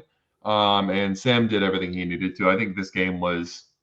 There's a lot of stuff I learned from this game. One of the foremost things is, Sam's a veteran with Tyranids, and he knows how to play into gun lines. And my list fundamentally is a gun line, which is a playstyle archetype that I am less familiar with. So this very much showed me that, he definitely just straight up skill gapped me this game, because he knew I didn't have no idea what I needed to do, but I certainly did not set myself up for success at every step during the game, and he took advantage of that. One of the things that I will always espouse that you have to do into very greedy gun lines that put 1,100 points of their army on their backboard edge is expend all efforts to kill their screens, even if it's a trade down. People love thinking, what's a trade down in terms of points? Well, I don't care how much you're trading down in terms of points if you're putting yourself in the position to win the game on points. If you are sacrificing 500 points to kill one war dog, and that will mean that your lone op lives on your expansion for the rest of the game, that's a win. And that's something that you can definitely exploit playing against gun lines. And Sam did that very well this game. I thought he massively overcommitted to kill my screens. It turns out he could, yes, make an overcommitment, kill 2x3 Nurglings, kill a Beast of Nurgle, kill 2 Carnivores. Yeah, he's losing a lot of monsters for that, but then his important damage dealers, the couple that he has, get into my guns. And that was much worse for me than I anticipated. In particular, the Screamer Killers shooting their Battle Shocks at -1. I was aware that would work on vehicles. I did not understand the ramifications of it, because what I'm used to is being able to use AOC and repacting to get my Feel No Pain and reduces AP by 1 so I can survive the Raveners, especially the Toughness 12 Knight. He's really, really resilient to the Raveners. But I failed the Battle Shock, and then the other Knight was Battle Shock from Shadows, which meant not only that I couldn't use my defensive strats, but also he had 2 Neurolictors, which I thought were dead weight in the matchup, and actually gave his whole army +1 to it against me, which is, it turns out, not fucking dead weight when you're hitting a Chaos Knight. So this was just a lot worse for me than I thought it was. I think about 6 to 8 points is about what I can expect on my board choice. Maybe if I play super tight, I can get a tie, but that's about it. Yeah, was just not as good as I thought it was. Fair enough. Speaking of not as good as we thought it was, I also had a quite unfortunate performance in this round here, playing with Mike Pestilence, who is an absolute gem. He used to be a bigger name. We've heard his name around a bunch, but he's been playing mostly professional poker apparently lately. He's running Big Boy Demons, and in general, that's not great for me, but it's not the worst thing in the world. I don't love invulns, but he doesn't have a lot of pieces to be in a lot of places. I do. If I can pull him in a couple different directions, we should be okay. A lot of my damage doesn't really care about his sorts of durability also, right? Like the Rotigus Great Unclean One combo package seems like kind of a bummer. Like, oh my gosh, T13. But like my main damage dealing unit is Strength 7 reroll a wound. So like you might as well be a Rhino as far as I can tell. So not feeling particularly terrible here. I feel like if I pick away a couple of his pieces, and then my damage that actually happens is surprisingly effective. People have had this happen to them over and over again over the weekend is, oh my gosh, that did way more damage than I expected it to, because the Neophytes do crazy damage, and the Cars do crazy damage, and the Aberrants do crazy damage, and the Metamorphs do crazy damage. So when Mike Ake decided to play much more aggressively than I thought he needed to and slam Scarbrand in the center of the table, I was kind of excited. I was like, oh man, this dude's making a big mistake here. I'm going to show him just how much damage I can do.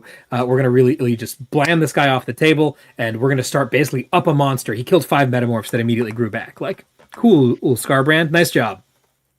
And I was able to do that while getting a gargoyle. He got his bird to see my gargoyles. I was very annoyed that I messed that up, but 2 of them limped out, and I was able to, with that 2 guys, get within, not quite within 6, but within 9. I aimed to throw Catalyst off to get at the +1 to hit, and then. Or no, I was able to get within 6 and then fire after the fire and fade. Anyway, moral of the story is, we did a lot of really cool stuff, and then Scarbrand made like 6 out of 6 invulns on his las cannons, and I was like, oh no, that's really bad. And he ends up living on like 10 wounds. I'm like, oh shit, this is really bad. This is really bad. And I'm like, hey, Ryan, how are we doing overall? And he's like, really, really bad. And I was like, okay, that's cool. You want me to push? He's like, yeah. And he's like, okay, well, here comes Scarbrand. Good luck. And I'm like, Overwatch? And we got him down to 3 wounds on the lethal Overwatch off the Benefactor squad, but we could not quite put him all the way down. And I'm like, oh no, this is terrible. And worse than that, my Benefactus kills herself on the hazard check on that Overwatch, which means that my unit loses lethal and sustained and 2 of its 4 las cannons. And I'm like, oh no. And that roll is the actual thing that throws so hard, because he runs in, and then because of my positioning, because I had to put everything into him, obliterates my 2 laser cars, and then consoles us in to tag my neophytes. So my neophytes are now stuck. But one of those 2, not mortar cars, laser cars, exploded and did a mortal wound, and thus broke my neophyte coherency. So I was actually not in combat with him anymore. If I still have the Benefactus, I win that game. I kid you not. Like, that is how close this game ends up being. It's very annoying to just lose so much of my damage to a hazard roll. Maybe I shouldn't have rerolled, but like, I'm not banking on an explosion from one of my 2 cars. Like, that's crazy talk. But really cool game. We then do manage to line up enough things into Rodigus that we can coin toss kill it. Maybe it's 40% odds. But it's a lot of hoops. We jump through every single hoop, and the Aberrants just can't get the dice there. The Aberrants go into, I think, like a 10 wound Rodigus with full reroll to wound, including the Abominant, and put him down to like 4. I'm like, I got nothing. We're doing what we can here. We just couldn't roll to wound, even with the rerolls. And so, like, yeah, no, we're in dregs, and we are in bullshit territory. So I wiggle my fingers a whole bunch. I grab a bunch of points, and I managed to pull a 6 out of this. I managed to not let him burn my home field, but like, this was a mess. This game is still drawish, I think. If we play this 3 more times, I don't think either of us gets more than a 12.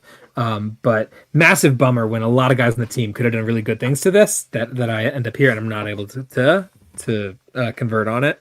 Yeah, and considering how good our column was into this demons list, to have it end up in the refused in a tie and then slip down to a loss is like, it's kind of a bummer. But that's kind of the story of this round, right? Like, basically nothing other than Pina and Frami goes to plan. This was an interesting round from my standpoint, I'll say, because first of all, 6 of our 8 players went first on Scorched. Yeah. So that's not good. That's we started off bad. Yep. And then Siebes, who's the Rock, always gets us a 10. He goes into guard, and he's like, I guess some backstory on this match. We played a scrim against Nemo like a couple months ago, and we had Nick of this channel's fame play Votan into that, and that went terrible. And we were like, okay, well, we learned from this game. We know what not to do. And so Siebes is like, I understand what not to do. I'm not going to do those things. Doesn't fucking matter. Nemo's just too fucking good. Nemo's a fucking shark. I think that we approach the pairings entirely wrong for this round. Yeah. I think that we spent so much time trying to duck, dodge, and avoid Nemo getting to eat someone. And instead we should have fucking ignore that column, and whatever happens. Yeah, I think that we focus on not getting on trying to hunt some other people. In particular, let's hunt the demons, let's hunt the Dark Angels, let's hunt the Chaos Knights, right? We have a lot of people who can play into any of those. Try to put up some big scores back, knowing that they're going to get the big scores that they're going to get. Yeah. And then move on with our lives and play for the low side of a draw that way. I think that we paired like cowards, and it showed in our results. We died like cowards. Yeah. We had a running Siebes and I had a running joke. I don't know what you want to call it, but like I would go around to all the tables and ask for people's scores updates. For him, I told him I'm not going to bother him. Just him call me when it's not a 10. And he called me very quickly in this game and was like, he looked at me and he just like went, and I was like, what does that mean? I was like, what does that mean? And he's like, 0. And I'm like, take the 1 off the 10. It's not there anymore. Yeah. I was like, this is bad. This was also just like not only was it we paired like cowards and we tried to dodge the Jesus Christ, the recon guard matchup, but we also just like had a bunch of bad data, right? Which is like you mentioned when we went into this at the very beginning. You most often don't. I'm sorry. You most often in teams lose a round because your data in the matrix is bad, not because you played poorly at the table. I think we all probably played about as well as we could have on the table. Maybe make some mistakes, maybe your opponent makes some mistakes, but like I should not be getting a 6 out of a green, and Tanner should not be getting a 5 out of a green. Dude, Justin should not be getting a 6 out of a yellow. Like, I was that is a combined. Hold on, let me finish my thought here. That is a combined like 20 differential that we lost because we were fucking idiots, basically. Like you just can't have that happen and expect to win the round. Yeah, so like obviously I think all of us were like really nervous going into this round, or at least like we kind of were in that state of like, yeah, this is gonna be a hard one. And so I was, setting up my models, and I was standing next to Tanner. He's playing Tau, and he's going against the Knights. And he asks his opponent, like, so you know what Tau does? And his opponent's like, no, not really. And I was like, oh, okay, we're gaming. Our opponent doesn't know what Monka does, and he paired. We have a good matchup. And then as I'm deploying, doing respectful things against this army that I don't know really what's going on, I look over, and the Knights is deploying on the line, and I'm like, yo, we're chilling, let's go, hooray. And then I come back after the game, after I'm like sweating for like every single diff I can get. I hear like the tale of Tanner's game where he's just like, yeah, I fired like 18 Seekers into a big Knight, some Breachers. It survived on 1 man. I don't know what to tell you. I'm like, man, like it seemed like so good to start. Like as I was deploying, I'm like, yeah, I think we have a chance at winning this round. We're gonna do the thing that we're supposed to do. Chaos Knights is about to get blasted by Tau. And it didn't work, man. It was such a sad round. So in that deployment, I will say that his deployment did deploy everything on the line, and halfway through deployment, he went, "Oh, this is all bad. Can I change this?" And Tanner was like, yeah, this is you. It's on your clock. You can adjust what you need to adjust. And he's like, as long as you don't mind me moving stuff around. And the guy was like, yeah, fine. And so he redeployed all of his big Knights into the back line. And so like he did change his deployment on that. It wasn't on the line anymore. But yeah. What? Yeah. I didn't hear about this. That is his opponent changed deployment. But they talked it out, and like Tanner readjusted stuff based, and he didn't just stay where he was. Tanner's his opponent. He can agree to whatever. I am going to still call that is bullshit. Yeah, he redeployed his stuff backwards. And then thanks for the info about how you want to play this game. You mind if I redeploy 1,100 points of my army? That is horse shit. I'm sorry. Yeah. Well, then Tanner did throw everything forward. He got first turn too, which was like good for him in this matchup. He was one of the people that wanted first turn, but yeah, he left a War Dog and a Big Knight a lot. He fired everything into a War Dog and a Big Knight, and both of them survived the turn 1 shooting.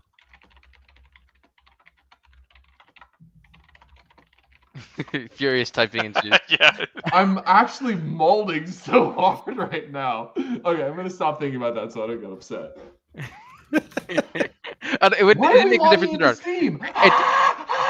It didn't make a difference in the round. Even if Tanner got his 20, the rest of us fumbled the bag. It is what it is. But at the time, it was really encouraging to see, like, okay, we have this matchup that's supposed to go the way it's supposed to go. We're supposed to get a pretty good win here. Just hold the line. Hold the matrix. We'll do okay. Obviously, it didn't work out. This round was hard for all of us, I think. Yeah. Yeah, we were scrapping, and like I'm finding at the points and watching the. Can we go to the next slide and see the progress? Oh This is no. rough. Yeah, I did have to readjust the boundaries on the graph so that it fit this one. Yeah, this is Yeah. not centered at 80. This is centered at like 60, 70, I guess. yeah. As it's going, like as each step of this is going, I'm like, okay, so you're a little bit lower, you're a little bit lower, you're a little bit lower, and I just keep on going to Lucas. I'm like, what do we do? And he's like, have this person push, and I'm like, okay, you go push, and then I like run up to that person and I'm like, how did the push go? Didn't work. Okay, great. Yeah. Next I'm person. sorry, dude. Start I'm over. sorry. Dude, the contagion just. Oh, whatever. I'm over it. Yeah, Yeah. literally It's fine. everybody. Yeah. The good news is, like, despite the fact that this was a tough round, we like bounced back so hard in round 4, which I think we're gonna go to in a second, and clobbered. And then our day 3 was also a banger. So I'm glad we like didn't get mentally defeated from this round. Yeah, absolutely. Boys locked in. Speaking of, let's lock in and move it around forward. Before we do, as we're about the halfway point here, I do want to throw out a couple of plugs. If you like what you're hearing and you'd like to support us in some way, you can do that a couple of ways. The easiest is to be liking, commenting, and subscribing to this YouTube channel right here. We do go live to talk about this stuff somewhat regularly. Stat Check is on every Tuesday night if you live where I live, and it's on at other times if you live in other time zones. Make sure to check out the other shows in the network as well as our Discord, which you can access via Patreon if you want to talk with myself, Lucas. I don't think any of these guys are in there, but they could be. If you want to keep things going, if you want to take things a step further, you can head over to stat-check.com/coaching, linked in the description, to get some one-on-one attention from myself. I don't think Lucas is actually taking clients right now, but for myself, from NS, from Liam VSL, like we got great people around if you're looking to take your 40K to the next level. We do coaching both on individual play, but also on team stuff. You can get your whole team in a call if you want. Work on your matrixing, work on your pairings, work on whatever you want to do. So check all that out. Also check out our wonderful sponsors in the description. Thank you so much to them for the work that they do for us. Moving on.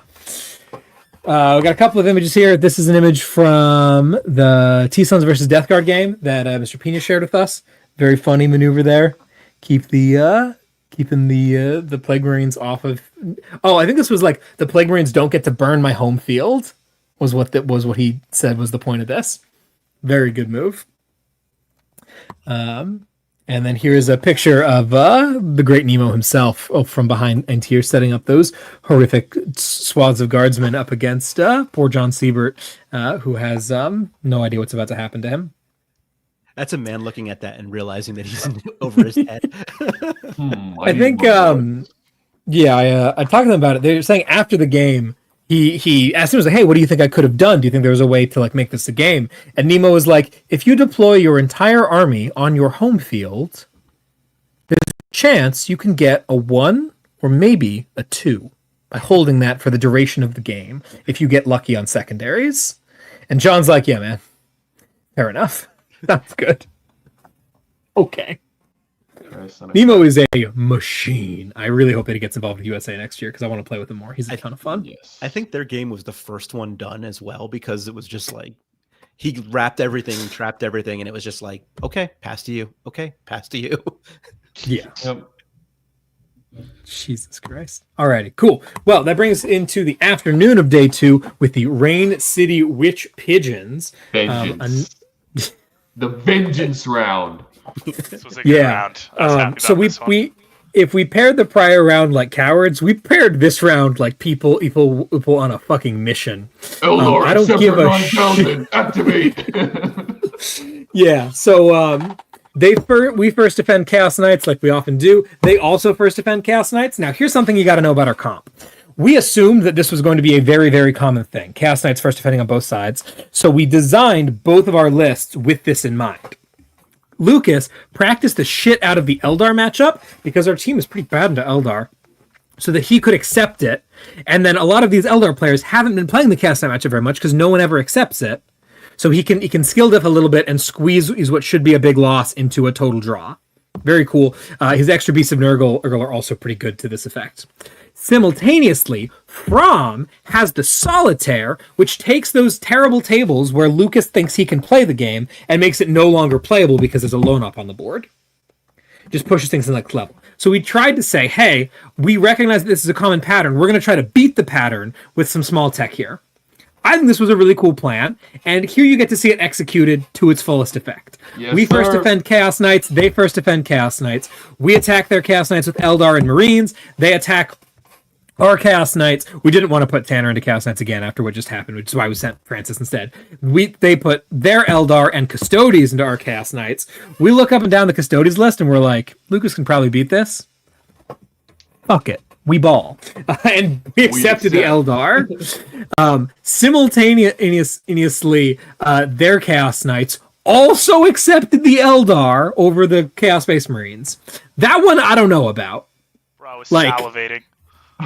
We were very excited to have both of those things happen because we think we have the tech for both and a little bit of skill diff if there as well. I remember making eye contact with Jake, who's their CK player. Me and him talk a lot, so we were very familiar with each other's lists. We were just like staring at each other across the table as we were doing the roll off, like who's gonna get to pick GW6? Please give me GW6. Yeah, because that board is marginally better to play into the Wave Serpent on. But yeah, that was definitely a funny moment. Yeah. I think we all erupted into a big cheer when we both killed the attackers. Yeah. The accepted was the both accepting was pretty great. I don't think either team expected the other team to do it too. So it was real funny. But here we are. Anyway, second defend then with those cast on the board. We second defend Tanner with his Tau here, knowing that he would really like a light table at this point. And they actually offer him Warhorde Orcs and Wolkrons. I'm going to put in Tanner to Necrons. He's playing to the Orcs. He's got us a purple, which is a deep flip, absolute chaos. Someone's going to win by a landslide, but nobody knows who. That was a lie. It's a fucking lie. But he accepts the Orcs. Because, like I said, we're putting our balls on the table this round. They second defend with their Guard, which we attack with the Marines and the myself with the Forces, because Guard don't have invulns, and if you don't have an invuln, you're dead. Against either of us, and he picked Francis. Cool. Have fun with that, Justin. I don't know why Justin had this marked as a yellow. This is a great matchup for him. We scrum defend with our Thousand Sons, and they scrum defend with their Lion Custodes. This Custodes list, man. One of the Custodes lists of all time. Very off the wall, very out of the ordinary, not running any blade champs, just like spamming Guard because they're pretty efficient. I'm curious how he did over the round of the event. I could see this catches some people off guard, but it will not catch the Rock off guard, and it would not catch me off guard. He looked at both and said, I'll take the Rock, so he played into Siebes, who of course got a draw. Which meant that our fall off there was our refused was myself playing into their Death Guard. Oh, baby, do I love playing Death Guard.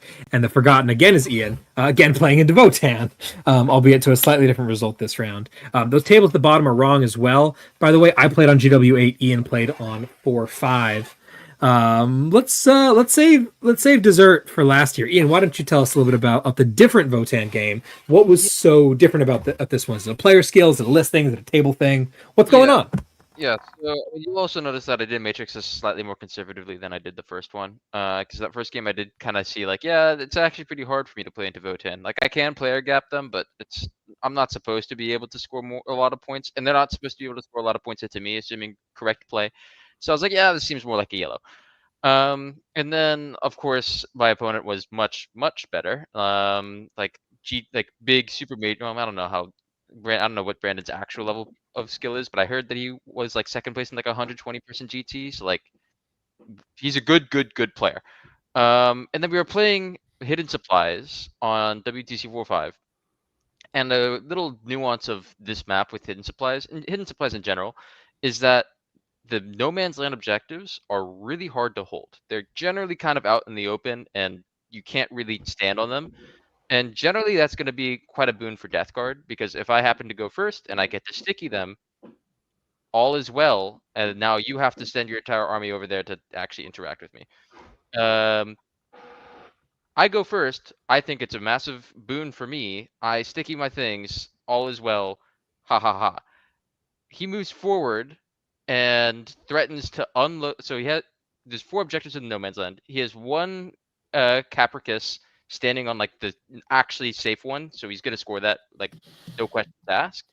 And then he clears all the Poxwalkers in one flank because bikes and Capricus go zoom. And he has 1 Capricus standing on an objective with dudes inside. and a land fort that's threatening a 6-inch disembark onto 2 different objectives, and a land fort standing on another objective. It's like, all right, what are you gonna do? Are you gonna stand out in the open to deny me my 15 on primary this turn? My first turn, my second turn, I was like, no, I'm not gonna do that. I'm not gonna give you exactly what you want. I'm just gonna stand here, wait until later in the game where like I get bigger contagion. You're no longer gonna be in hostile takeover, so you can't keep doing this. So I just staged for the turn. I play my secondaries. He gets his 15.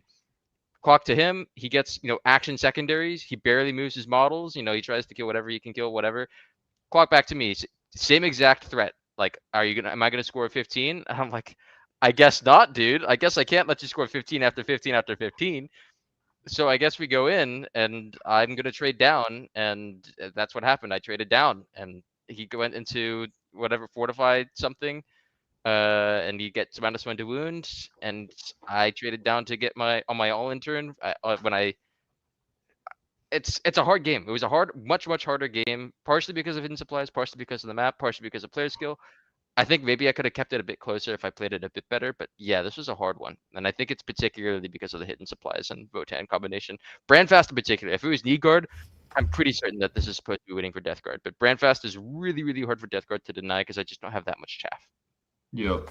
Yeah, the Absolutely. difference between Vanguard, Brandfast and Need Guard is pretty stark. And Brandfast is like, I don't know. I feel like all the Votan players hate it because it gets run over by like someone just running toward you in a straight line, screaming bloody murder. But also against fair Warhammer armies like Death Guard and maybe Space Marines and stuff, like it's deeply fucked up to be like zero commitment. I score 15s. like that's fucking bullshit. To have a land fort with 6 melee jacks inside within 6 inches of 2 objectives that you can then threaten. Like, yeah if you're not going to stand on either of these, I'm just going to hop them out and score both. Like, I'm 1 CP score 10.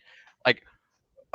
That is a ridiculous threat, and like the only way I can stop it is to send a unit out there to go die to stop 5 of it, not all 10. Because if I try and split, he's going to stack one of those objectives and score that objective anyways. So I can only stop 5, and I lose a unit for free.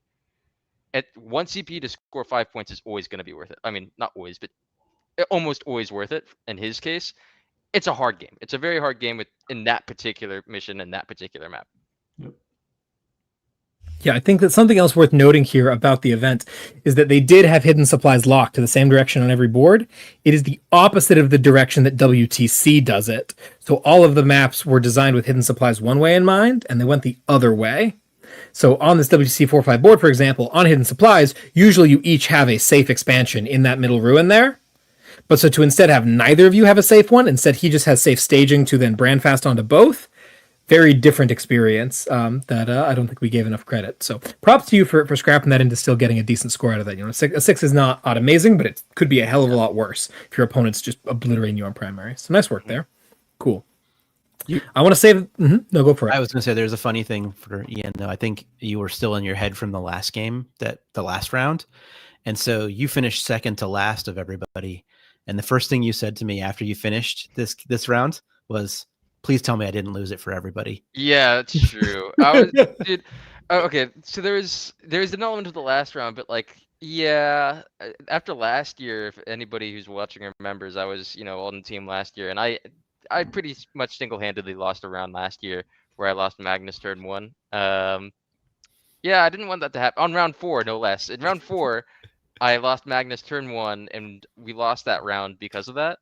So like when I come back, we tied that round. We didn't lose any. Oh yeah, true. We didn't win the round because of that. I didn't want to lose the round. I didn't want to be the sole guy, the one guy that's like, yeah, I'm supposed to do okay in this matchup, and I get a significant chunk down from what I expected. Because I think I pointed at like a 11 or 12 to start the game, and to come back with a 6 was pretty brutal. Yeah, but I looked at you and I was like, no, you're fine. Don't worry. Yeah. Yeah, I've got the projections here. You initially projected 10 with volatility, and then at the end of turn 1, you were like, this is at 12. Yeah, it was like, I think I'm doing okay. And then like he posed those threats, and it's like, oh fuck, I have no answer. Like I just can't. No, that's a lie. I'm looking at the wrong one. You said 10 initially, and then 8 at the end of turn 1. Not okay. that crazy at all. Never I was mind. looking at Okay, the we're wrong chilling. one. I projected correctly. Let's go. Like I'm Yeah, not creeping absolutely. the team at all. Let's go. No, you're doing well. Certainly, there's And yeah, there's no and also, briefing like- being done on round 6 whatsoever on my projections. No, sir. Yeah, very nice. Alrighty. I'll go next, and then I'll kick it over to the Knight Eldar boys. This is, like I said, Death Guard is a very favored matchup. It's one that I've played a lot. It's one that I feel very comfortable in too.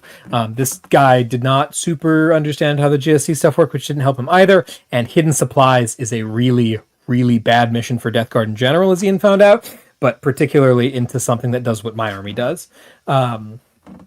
I'm really good at getting up and covering the point, especially on GW8. I have no problem getting places from staging positions, but also I get to have 4 lone ops on the board, and Deathy in particular. Deathy holds his objective from behind a wall. Not even really behind a wall. He could have been seen, but he's a lone op. And then if you come get on his objective, you have to pass 2 different battle shock checks, both at -1, without the ability to auto pass to actually take the primary from me. So like it's really difficult to unseat me from that. And then also I have gargoyles and pressure, and a lot of guns on some really intense angles. Leality has some crazy crisscrosses. Seeing all of this, my opponent decided to play back pretty hard, trying to not get shot to pieces, because admittedly, like his Plague Marine Rhino really doesn't want to get picked up. And his drones also are pretty vulnerable to my lasers, because I kind of outgun him because I move so much faster than him while having stronger guns in the tank-on-tank battle. And because he sat back pretty hard, he did not score a single primary point for the entire game. The primary was 0 to 50. It was pretty rough. Christ. Yeah, it's Hidden Supplies. My army's really, really good at taking away primary, and really, really good at holding some of it. Like, it's not like he never hold his home field. He just blurb. His supplies, right? Sorry, exactly. Yeah, as I'm saying. Like, I'm not. But I'm saying I didn't kick the door down and run him over. I just held the middle for the whole game. That's Warhammer. Yeah, I applied enough pressure to keep him in his backfield a bunch, but like he broke out of it no problem. He won the damage war. If we at the end of the game, I probably only have 200 or 300 more points than he does on the table. But at the end of the day, it just doesn't matter, because that's not how the game is played, and that ends up being a 20, which is, 50 primary versus 0 primary. That's win secondary by 1, and that's a 20, and I won it by a couple. So that's how that one went. Nick and Lucas, who wants to go first? Let's go Nick first, because Lucas is the flip here, whereas Nick is just going to work doing his business. Oh, I was so excited about this game. I'm 3 for 3 in my previous games of playing weird jank shit that I haven't played before, either 1 or 0 rep on all of it, and it's finally time to cruise into the Chaos Knight matchup. It goes exactly how you'd expect it. He trades a couple dogs early on. They die for free, because dogs die for free. He realizes this. He all-ins, and I pick up all 3 big knights in a turn. Pretty good. What? All 3? Yes. Yeah. Don't try to stat check when you're in Melter Range of the Dragons. Did you split fire the dragons? Oh yeah, every time. I only rotate one of them. Yeah, it's so crazy because that unit's melta damage is like literally more than double what it is at long range. Yeah. So you can easily split fire if you're at close range, pick up a spare with other stuff. I think there was a fun interaction where he lost a dog pretty much for free. So some Hawks ran forward to move block a dog. They did 5 mortals to it. Fuck you for that. They shot him with the 622 guns. He failed both saves. He takes 4 from it, right? He charges the Hawks. He kills 1. The Hawks fall back and kill him with mortals. It was amazing. Nah. What? This is wild. This is ridiculous. It was a wonderful Warhammer game. Great opponent too. How did he kill 1 hawk with a carnivore? It wasn't a carnivore. It was a stalker. Oh, it was the useless yeah. idiot dog that you should never take. That one, Oh, yeah. Forgot about that. I was like, "You're gonna kill this, no problem." He's like, "No, I have 5 attacks." I was like, "Oh, that's a shame. That is a shame." Nick, you also Wait, does the stalker not have a sweep? What? No. No. It's got a fucking carnivore claw with 4 attacks sitting on 3s. Oh, because the claw doesn't sweep anymore. No. Yeah. And the sword also, does the 4 swords stab? I think the sword still has a stab. But yeah, you could take a sword on a stalker. Nick, What is it, like this is the 8-3 game or you something? also gave Or- the whole thing on a 3-up, right? Oh yeah. This game was really interesting. So because of the specific deployment on terrain, the serpent doesn't fit in its usual deployment spot. That's nice and comfy. Yep. And so you have to put it behind your one ruin, and it's like a 3 or a 4. I forget the specific number it has to be, but you have to star engines pretty much not a 1 and a 2, or else you're very sad and you don't fit behind that plate, and you're just sitting in your backfield doing nothing with your 400-point dragon unit. We later found out that there is a solution to this. You start the Corsairs in the boat, you scout it up. This is crazy, by the way. I never would have thought of this. And then you just run the dragons in. Great idea, but I did not do that. I just gambled, and it was fine. Everything is fine. Nice. Excellent. So that's how we get a 17. Somehow not the biggest win of the Chaos Knight versus Eldars of the match. No, What the hell happened to sir. you, Lucas? No, I want to sir. comment beforehand. I walked over to this game, and I saw a boat wrapped by 6 Nurglings and a Beast of Nurgle. We're gonna get there, Disgusting, brother. vile. I was like, what is going on here? Reagan, I'll sit your ass pass in it to jail. you to talk about that, but that's Damn. horrible. Down. Good boy. Stay in your serpent. So this game was goofy. The first thing that happened was he did what you should never do when you have 12 fast units of Eldar infantry that are the best point scorers in the entire game, and he took bring it down, assassinate. And as soon as you do that, you put like all of the ball is entirely in the Chaos Knight's court of like, if I just backline my 4 giant dudes, you miss out on 40 points. And so, I mean, that's what I did. I think did I go first? I think I went first. I went first. I put a dog and a beast of Nurgle on my expansion. It's layout too, so it actually is a little bit hidden. And then I just like pass you, dog, and he kind of diddles around, tries his expansion with the dog, and continues to sit there. At this point, I have literally just hit pass on 3 big knights for 2 turns in a row. And he's like, okay, fine. He kills my war dog with his Fuegan unit, and then he puts another trash unit on the objective. And I'm like, I have ran out of ability to deny that trash unit from holding that objective. I hit pass again. At this point, I've just passed for 3 turns in a row, done absolutely nothing. He's like, okay, it's time to come get my bring it down assassinate points. I realized I erred in my ways. What we determine, if you think about layout, that weird little like 5x10 and the 4x6 meet, I have a unit of Nurgling shoved all the way up in that building. He's trying to ingress a wave serpent, and there's another ruin behind that. So he can't come in anywhere on that table edge that isn't literally on his back board edge, like 50 inches away from my big knights. You might have bullshit rules, Eldar, but you can't shoot your melting unit 50 inches away. So he comes in on the other flank and has to spend another entire turn getting into position. So at this point, it's just like completely gone to hell. Boat on to basically the middle of the board, knowing that he can do. He's playing Warhouse, so he can do like -1 to hit on the boat to make it really annoying to kill. Maybe survives the first activation, leaps away. Kind of just try to keep Fuegan's unit safe to make up a gambit to get 1 or 2 of his big bring it down pinatas. So he jets forward with the boat, not to safety, kills a war dog, gets back in the boat. And I'm like, oh, fuck, this is really annoying. If I don't get rewarded with 10 or 20 points. And then I see a Nurgling squad on a flank, and another Nurgling squad on the opposite flank, and a Beast of Nurgle right in the center ruin, right basically through a wall away from the wave serpent, like 3 inches away. And I'm like, holy shit, it might be time for the goats of all time. And I move my Nurglings up, they've got like a 4-inch charge. I move the Nurglings up, they've got a 4-inch charge. I've got a Carnivore pacting. He moves 17 bullets over from my expansion. At this point, I just have like the Grand and Clean holding my expansion. And everything charges his boat. Thank God. I don't kill the boat. I sweep with the Carnivore. The Carnivore does 1 damage to the boat. He's like, why the fuck did you sweep? And I'm like, enjoy not using Fuegan next turn, big boy. His boat's on like 11 health.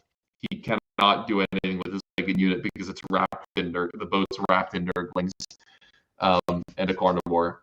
and I'm just laughing straight to the bank, baby. Let's go. Holy shit. You evil bastard. Genius. I'm the evil bastard. He was the Something else. Yeah, absolutely. one. Beautiful. And that's how Cast Knight's 19 Eldar. Spoiled. Easy money. Nice. Alrighty. We are almost 2 hours in, so we're going to pick up the pace a little bit to get through the last couple of rounds. Here's how that round looks overall. We paired for a high draw, actually. Like you saw, that looks pretty good. And then, And Justin popping Oh, up. yeah, absolutely. What a king. Yeah, it's a draw. No, it's a 16, baby. Legend. Yeah, I don't even remember what happened in that game. I just walked over at one point, and he's like, "Yeah, 16," and I'm like, "Oh, cool, thanks." Vindicator go first. Hell yeah. That's what he does. Alrighty. Cool. Here is the picture of us pairing into Rain in City. We got the whole thing up. I wish we had gotten the video of the simultaneous Elder Cast Night reveals. Anyway, moving on here to round 5 with the River City Ripper Swarms. This is a rematch. We paired these lovely people round 1 of Champions Cup last year in Dallas. And we smothered them.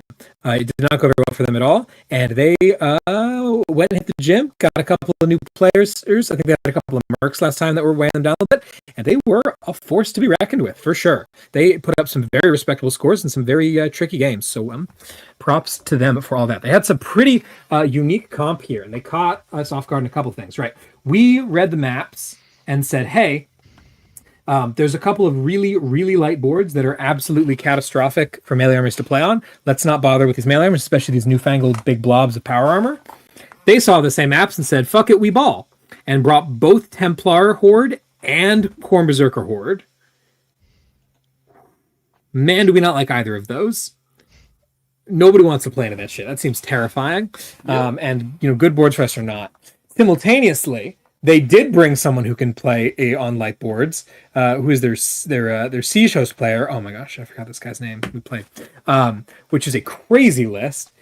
He's playing Siege Host CSM, so the Iron Warriors one, the transhuman against shooting, with Abaddon, 2 Predators, 2 Vindicators, 2 Forge Fiends, and a Disco Lord. Hell yeah, man! Rock and roll. The Hellbrute. Guy's got some guns. So a really cool comp. And then they also, on top of this, they also have Reaper's Wager Dark Eldar, and there's not a lot of our team that wants to play into Dark Eldar. This is a very, very sketchy set of pairings. I'm very happy with how we paired that we ended up with this set of matchups, because this could have gone a lot worse. But it worked out pretty well. We first defend again with Justin here, trying to keep Lucas around, really to bully some of those melee pressure hordes. Justin accepts Grey Knights, rejecting that Siege Host CSM list, thinking that we don't want a big shootout. They first defend with their Need Guard Votan, which from attacks and gets played into. I also attack there, but they don't want the GSC smoke, which is a shame, because that would have been a big win. We second defend again with Tanner here, and they attack with the double melee horde, which is exactly what we wanted. This was our best case scenario, because we are so scared of those armies. So many of our guys are just going to get wrecked by it. But Tanner, with his board choice, thinks that he can draw either one of them. We look back and forth, and we're basically like, well, they're is it Celeste? Is that her name? The Templar player? Self. She is their captain, and she played Ian last year and did really, really well. And she is the best player on their team far and away. We're thinking if we're going to get one of these two into a good matchup, we're probably not going to get both of them. But if we can get one of them into a good matchup, I'd rather it be the one where it's the worst, where it's the better player. So that bad matchup can maybe be held, and we can maybe hold this to a 10. Because I think that overall we have some skill gap here. I want to play this generally safe instead of going for, I don't even know how good this World Series player is. Maybe he's really good as well. Let's just try. I'll let Celeste run somebody over. I think she was printing 20s going into this round. Very scary. So we have Tanner accept her. He thinks he can do it. We'll see how it goes. They second defend with that Siege Host CSM. We send myself and Seaber that. I look up and down that list, and I'm like, Vindicator, Predator, no Invuln. I like. Lone Ops. Very good. Should be fine. I'm going to blow this out of the water. This was a miscalculation. So he accepts me. And then in the scrum, we scrum defend with Pina as we did quite often. They attacked with the Reaper's Wager Dark Eldar, which nobody on the team wanted at this point because I was out of the pool, and Tanner was out of the pool. I guess Fromm is still around. No, Right? he's done. No, he went. No, Fromm. Right. Oh, yeah, because Fromm went early, so we're both out. So yeah, we're just terrified of Dark Eldar. So we say, please, please, please play the Dark Eldar. We'll let someone else figure out the World Eaters. And Also, like the remaining people we have are not bad into world leaders. Like I can play into them. yeah, you can Swallow play it. can Ian can into play them. it. I Seaver can think play Adam it. Matrix is a green. I think I actually actively wanted it. You did have this Matrix as a green. Also- Absolutely. Mhm. Alex played Scary round 7 at Tacoma, right? Tacoma, so he has like some Yeah, history with understanding how that matchup works. Yep. totally. So, So yeah, we sent him into that.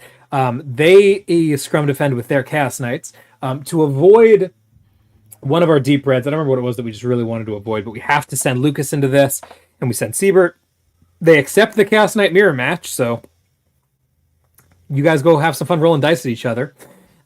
Which means that Siebert falls into the World Eaters, which I love. I mean, I know that he got rocked by Nemo, but the rock will not be broken.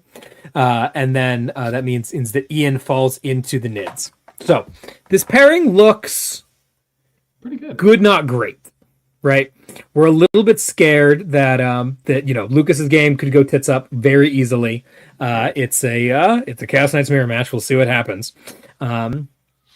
And then we also like Tanner into Gladius. Tanner's been a little bit inconsistent, right? He doesn't have quite as many reps as some of our guys. His army has been okay, and he's playing into a matchup he has not played into a very competent player. That one could bleed a lot. We have 2 oranges, whether I trust those boys a lot, but they're still oranges, right? We'll see what we can do. I'd also like to point out that my green in this case, I had made it very clear this is a weak green. I don't think I can push it to bugs. And so like yes, absolutely. So Yeah. go ahead. No, I'll go ahead. Yeah, sure. So we finish up this. I explain this to everyone, and I come up to Ian, and I'm like, hey, Ian, here's what's going to happen. You're going to take your fist, you're going to put it through the Nids, out the other side, through the wall behind them, out the other side of that. That's how it's going to work. Okay? That's the only way that we win this round, is if you windmill slam this Nids. This Nids list was very weird. It did not have of any Elictors. It did not have of any... It did have Tangoros. What else did it not have?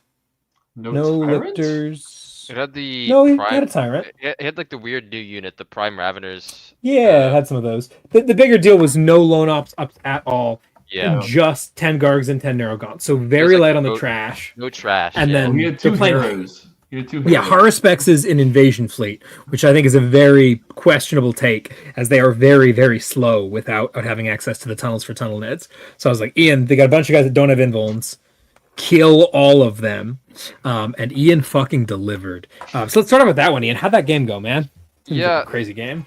I was like, all right, well, I stand by. It's kind of hard for me to like kill everything in one go. And I don't want to have to stand. I don't have to walk forward and have him punch me first. I mean, obviously, he's still have to play good 40k. So I just deployed Poxwalkers. We were playing on a WTC map like Super Ls, so I could put one Poxwalker, or I had one that was super clean, super safe on one midfield objective, and then I had one dude standing on the center objective. And if I go second, whatever, you can shoot whatever gun you have. You're not going to kill 10 Poxwalkers. It is what it is.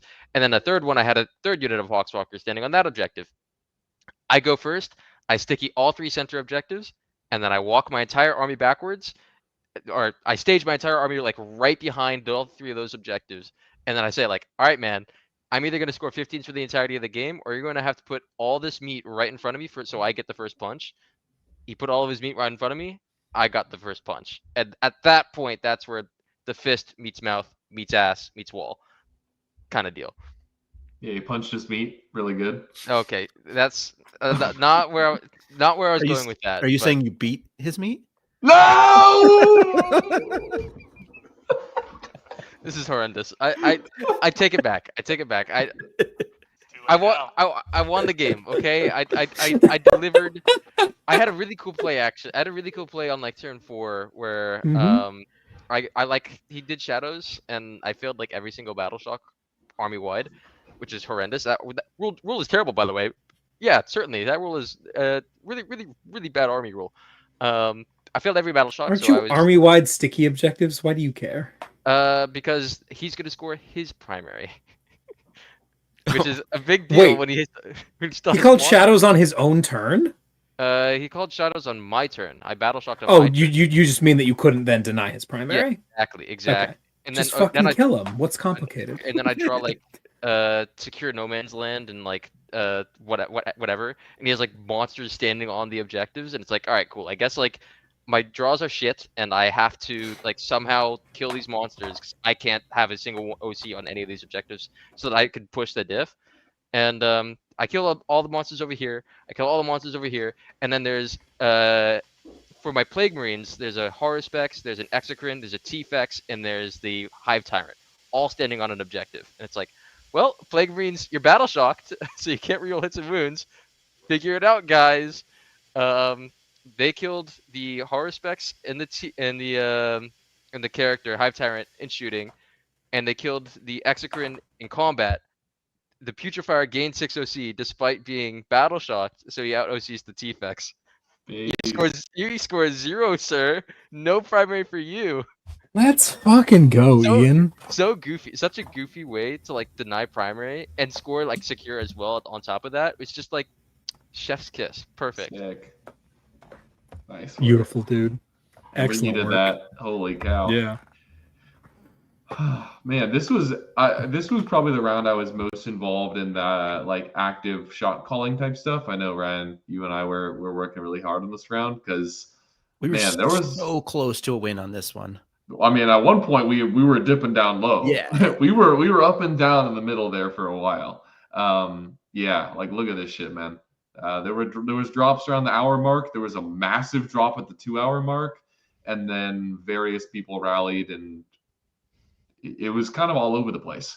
And so right around that like 1 hour and 30-minute mark, this is the point at which people are feeling fairly confident, right? We're projecting like an 86, 87, and Cher comes over to me, having checked with some folks, and he's like, okay, Ian's got some room to push, Alex has got some room to push, and it sounds like Nick has got some fairly reliable room to push as well.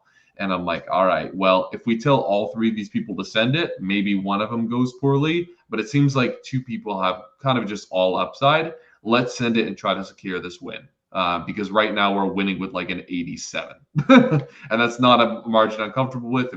If we slip 2 points and tie because I didn't tell one person to push at 1 hour and 30 minutes, I'm going to be beside myself. So we give everyone the push order, and Nick, take it away. Yeah, oh boy, this is fun. So we get to this game, right? Turn 1, clean Warhammer. We trade some units for some units. I kill the scouts and the scout both. Turn 1, he kills I think he kills the solitaire with a grenade and one other thing, right? Turn 2 rolls along. I have O Force and Storm, or I think it's some combination of those secondaries. And he has a character and 5 Hearthkin on a point, and then he has a land fort on the other point, right? This seems very reliable to me. I have to survive an Overwatch with Lycus, in cover, mind you, very important, and kill the character in the unit, and that's both my secondaries acquired, and I have to shoot my fire dragons at the land fort standing in front of them. This seems like clear Eldar plans. On one side, which I didn't even know they could, but the fort smokes and AOCs, and the dragons just like bounce off of it somehow. I've never done 4 damage with the dragons before, but they just bounce straight off. I don't know that forts have smoke. by now. Yeah, what? The fort smokes? That's crazy, So, actually. yeah, I'm pretty sure it does. He smoked it. And then on It the other does not side, have the smoke keyword, my brother. Unlucky. Oh boy. Unlucky. Very unlucky. I'm sure Homie made a mistake, but that's relevant. Yeah. Very relevant. You On the cannot other make side, mistakes. it goes even worse. So he overwatches. He hands me the dead on math 4 saves. I think it's a little more. I think he's supposed to hand you 5 or 6, but he hands me 4. I fail all 4 of them on 3-ups, so it's just an Exarch and Lycus. And then I roll double 1s on the flicker jump, and Lycus cannot charge for either of my secondaries. And this happens, and I'm seeing the line, and I'm like, this is the line where there is downside. I found it. I didn't know it was here, but I found it. And this brings like a Jesus guaranteed Christ. 8 into a very solid 4. I think this fella could have pushed me to a 0 even if he'd been a little bit more aggressive with Terminators. He decided to, instead of rapiding the Terminators, he just brought the Terminators down behind his ruin, bottom of 3.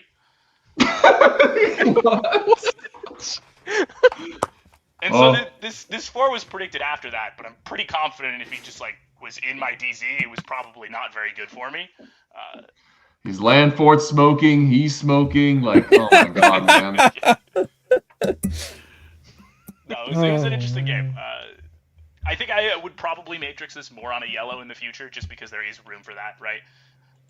Interesting that they can't smoke, but I guess just the AOC is like kind of swingy. It probably means I need like to be up close in a fort's phase. I need a Melta, right? This was a big thing when Nanavati and we practiced the Eldar Votan matchup a bunch, and without 30 Hawks, like Nanavati was struggling to put more than a couple points on me.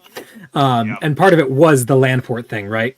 The land fort, it hops out, or so the dragons hop out, try to shoot the land fort at range. You pop AOC, and you're like, "What are you doing?" Yeah. You do like 7 damage on average. It's just not enough, and especially when I could shoot back. I mean, can't anymore depending on but anyway, yeah. So I can imagine that going wrong, especially if his land fortress has smoke launchers. But they were some good stuff, man. Forts. Yeah. Respect it. I similarly did not have quite the game that I had anticipated. I know that I have talked a lot about how layout 6 on Hammer and Anvil is a fucking disaster. I don't think that I had properly internalized how much that mattered to me. Well, I usually think of my army as being pretty darn table agnostic. Please mute yourself. It makes a really big difference into this particular matchup when your opponent has balls the size of this guy's. Dude deployed his entire army on the line. Was like Vindicator, Predator, Forge Fiends behind because there isn't any room on the line anymore. Disco Lord. And I'm like, oh, interesting. I can hide roughly nothing. Cool. Fortunately, my laser runners get to scout 9, so I'm able to deploy them in a place where they can scout to safety, at least, in the midboard, because there's nowhere safe to hide in the deployment zone. Okay, this will be fine. And it's Hammer and Anvil. It's like getting to an expansion is really tricky. I get to go first, which is really great. I'm like, okay, this is going to be just fine. And I look at the table and I'm like, all right, let's see the lines a little bit. And I draw the lines. I'm like, okay. What I'm considering my expansion, my right flank here is really, really strong, and his is actually pretty weak. He's got Abaddon and the castle actually near his home field. Is this tipping? Yes. Yeah, this is tipping. Yeah, so he's got Abaddon in his home field on his side. Where he's up on his. This was Hammer and Anvil. This was Hammer and Anvil. Yeah, okay. I thought it was Hammer. Yeah. Anyway, if it were tipping, he would have been on his big tipping side. But anyway, he's on that side with Abaddon on the castle with the Vindicators, and a Predator and a Hellbrute, and then on the other side, he's just got Disco Lord, Rhino with Legionaries, a Predator, and a Forge Fiend. And there's like a bunch of walls between. So it's going to be kind of awkward for him to get over here. And I've got all my loan up stuff set up on that at objectives. So, okay, this is fine. We're going to send gargoyles. We're going to trap him in. We're going to deal with stuff. I go first. I kill his Rhino first because I drew Bring It Down. And I was like, killing the Disco isn't helpful here. I should just go after the Rhino. This was a mistake, but it seemed reasonable at the time. So the Rhino goes down. That's great. His Legionnaires not a problem. We block everything with gargoyles. Cool. The next turn comes around and he like runs forward. And I'm like, oh, this is a mistake, brother. And I see the line. I'm like, okay, cool. We're going to shoot and kill the Disco Lord with wild overkill. The Aberrants are going to run forward. They're going to go kill the Predator. And then there's going to be a Forge Fiend who's going to get tagged in combat. And that'll be all that he has on his flank. And he has no way to get it to me over there. Next turn, I'm going to pop the Forge Fiend really easily. And I am going to be done. Right? We're just going to sweep across the table and keep killing things. The Vindicators are really easy to deal with because they don't have invulns. I'm just going to up you down to get my Neophytes over there in a minute. It's going to be awesome. Holy shit, is that Malta in the chat? Oh my gosh. Anyway. Yes, that's the plan. It's a great plan. I love my plan. It's very cool. I thought of it myself. His Disco Lord had other plans, unfortunately. I picked the only model in his army that has a 4-up invul and put all of my fucking damage into it, and he does not fail a save. He takes 0 damage. Fine, whatever. I'm playing Warhammer. It's gonna be okay.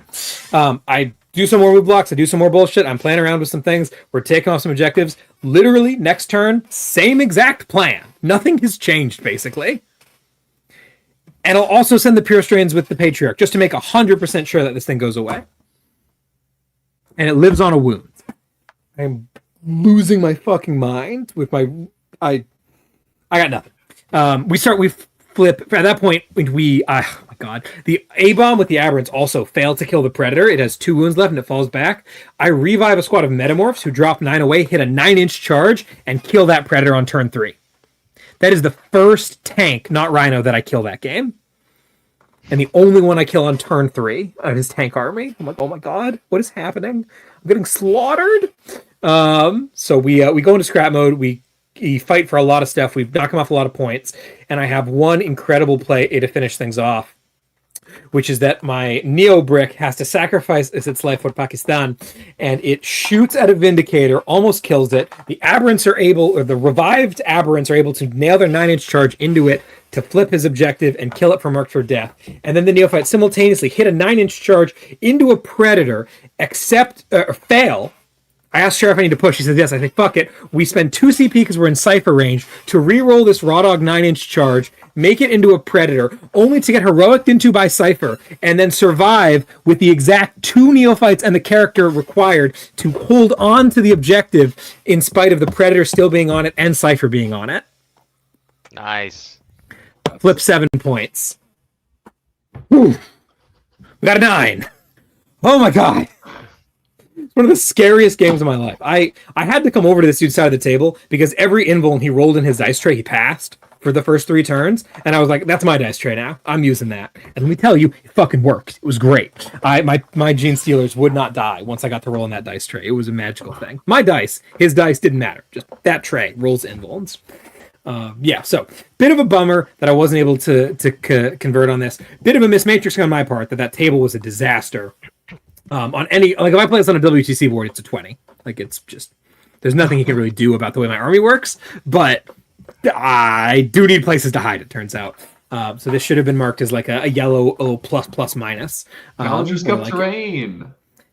It's interesting. I'll definitely be talking with them some more about the layouts. I'm on the committee now to decide layouts for next year, so won't be a problem. But was an interesting thing. Also won't be a problem at West Coast Warbands, where I am also on that committee. It's gonna be good. Anyway, so bit of a fall down from me, big fall down from From. So things looking pretty sketchy. Fortunately, Ian is being the hero. We need 2 more heroes. Mr. Alexander Pena, who has this Reaper's Wager game marked as a loss, comes back with a goddamn 10 like a king. As usual, the rock will not be broken. I'm looking over at Siebert's table, and there are Khorne Berserkers freaking everywhere. I'm like, this is a disaster. Dude is getting run down. Yeah, this is Nemo Part 2. What do you got for me, Cher? What happened over there? So the World Eaters player was smart. He just moved everything to the center of the board and was like, shoot me. Just shoot me. You know you want to shoot me. Look at all this stuff here.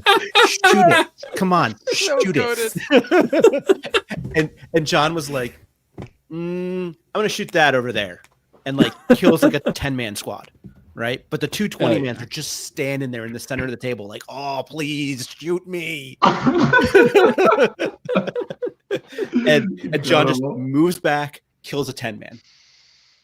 20-man moves up. John moves back, kills something else. Amazing. And then finally, like, end of game, he gets in and like he was like, they were like 10-10 the whole time, and then he drops to an 8 in the end of the game. But like, yeah, he just refused to shoot those 20-mans and let them have that blood surge. Nice. Hell yeah, dude. I mean, the art of the blunt, dude. Yeah. I was kind of focused on my own game, so I didn't really see exactly what was happening in that game. But like, after I finished my game, I walk over to his table. I don't want to like, take his attention away from the game. I look at the table like, wow, this seems fucked. This is horrendous. And I talk to everybody else, and everybody's like, yeah, Siebert's fighting for his goddamn life right now. It's crazy. He's like, if I remember correctly, people were saying like, yeah, it's looking like he's gonna get like a 3. Like he's fighting for his life. And I'm like, yeah, that looks about right. And he comes back and he's like, I got an 8, boys. How? Like, he was so excited about that. That was massively important for us. Because like if he gets that 3 that we were anticipating, right? We're at a 77. Yeah. That was one of the scores that was needed to put us within striking distance of the win. Yeah. John's projections were 7, 7, 6, 3, 6, 8. I don't know what happened about that 3, but dude's a legend. He So got a lot of charged. here. Yeah. The What classic, exactly. the classic Pressure Army problem. Oh God, my opponent's list is doing what they're supposed to do. Minus fucking 25 points for me. I think What I think changed? They also what charged happened you? at that he got the charge off, but the he didn't kill the what the melee bots. I forget what they're called. The Steeljacks? Steeljacks? The Steeljacks, yeah. He charged those and like didn't kill them, and they like Yeah. killed back the stuff that he charged that charged him. Those guys are pretty good at killing Nice. berserkers. So tanky. Yeah. And like if you don't plus one AP them, like turns out like they're saving on 3s against all the 2 damage stuff. Yep. Very cool. So a lot of heroes there, and then we need one more hero to roll some goddamn dice. Lucas, how's it going?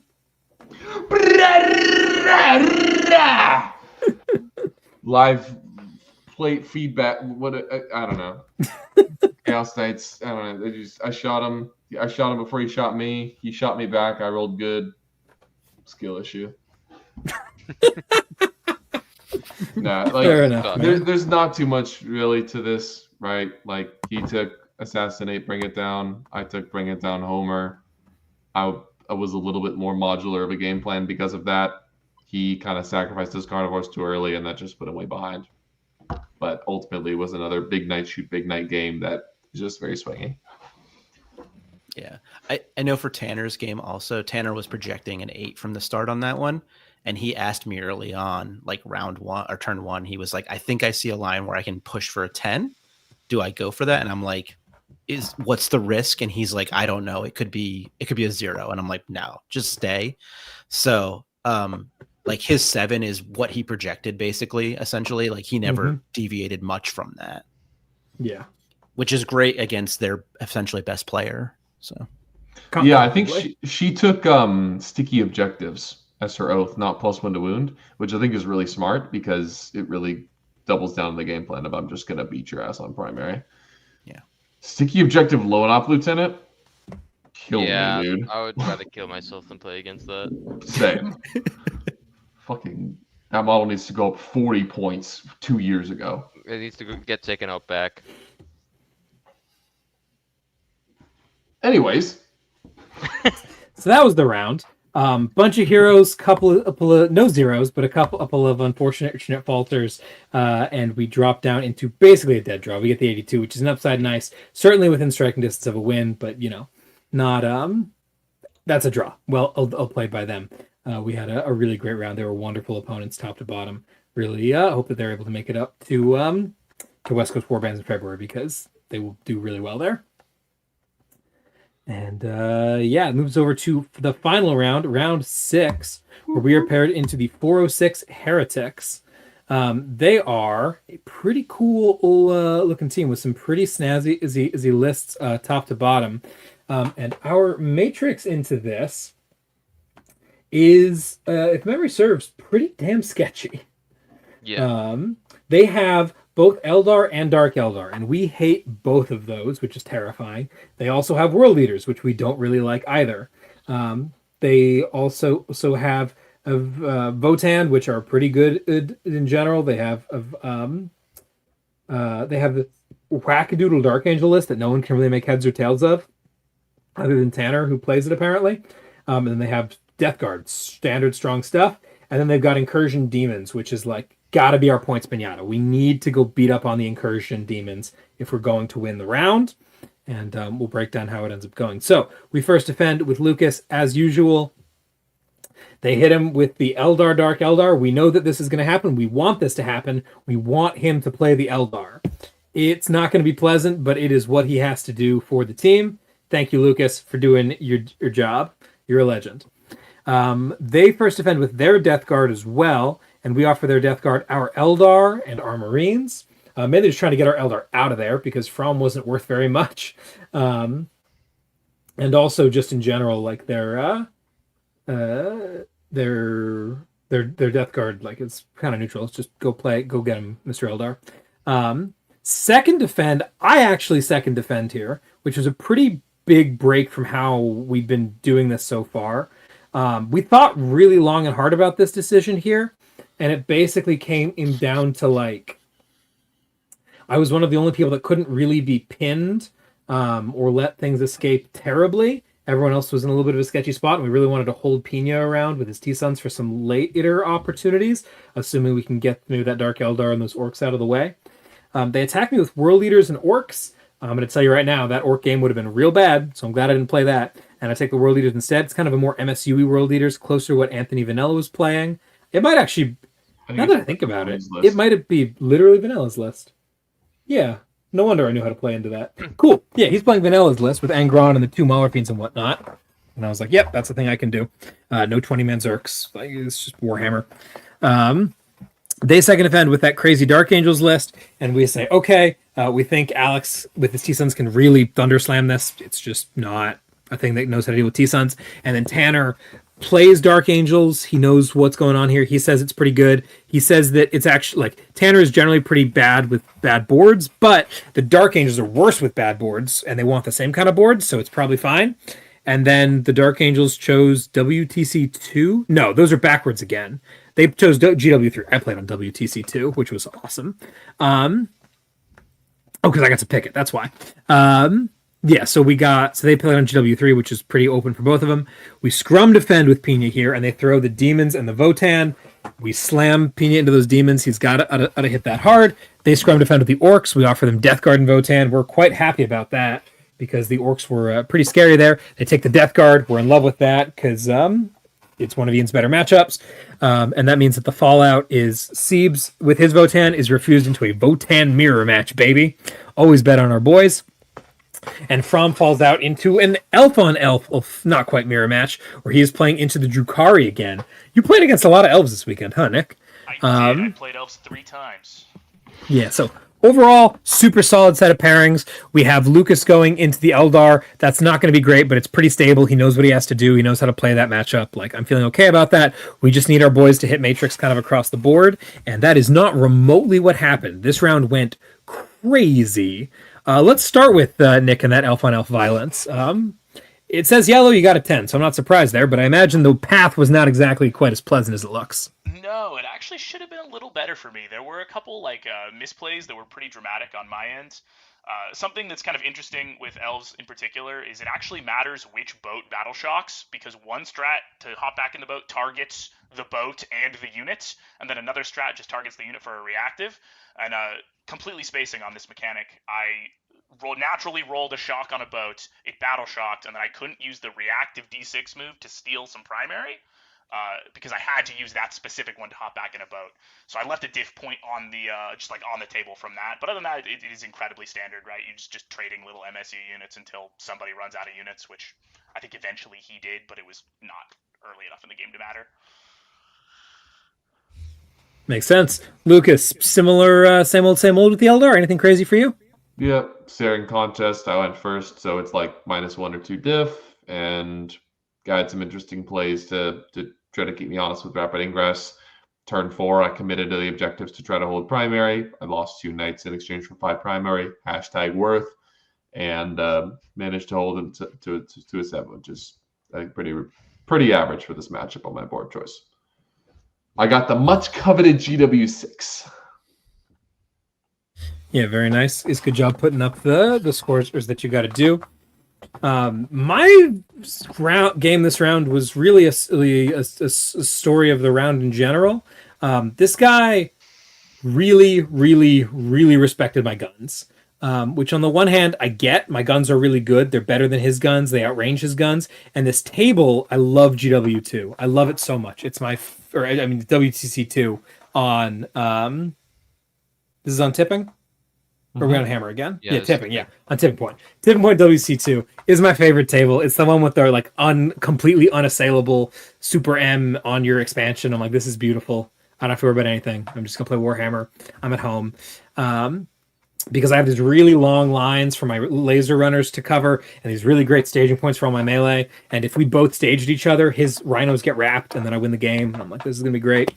And sure enough, he plays very respectfully. Sits all the way back, sits behind walls, doesn't do anything crazy, and is like, what are you going to do about it? And I was like, well, let me show you.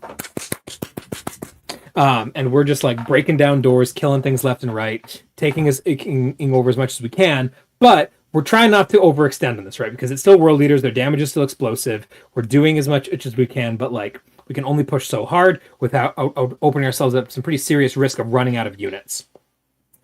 I ask Cher right around, if we look in the round, right around here at that 50-minute to 1 hour mark, hey, I have an opportunity to really throttle this guy with some notable risk. Is it worth doing? Where I can like actually just properly smother him. But if I do, I might run out of units too fast. And given the state in the game, completely agree with his assessment of no, just not necessary. We should hold tight. And I don't go rip his expansion out from under him. He has Angron just vibe on his expansion for like 2 battle rounds and just be like, well, what are you going to do about it? And I said nothing, because I can't afford the units if I want to make sure that I'm just getting a medium win here. So we coast through. We then finally say, okay, we're stepping on the gas now because the game has progressed, and there's no longer a risk. We're going for it. And I fail a re-rollable 6-inch charge with my Pure Strains to take his home field and flip like 4 diff. And I'm like, yeah, that's how it goes. Roll a 5 into a 5. Bummer. 6-inch charges are the worst. Yeah. Yeah. The annoying thing is that it could have been a 5-inch charge if I had been a little bit more careful, but I messed up.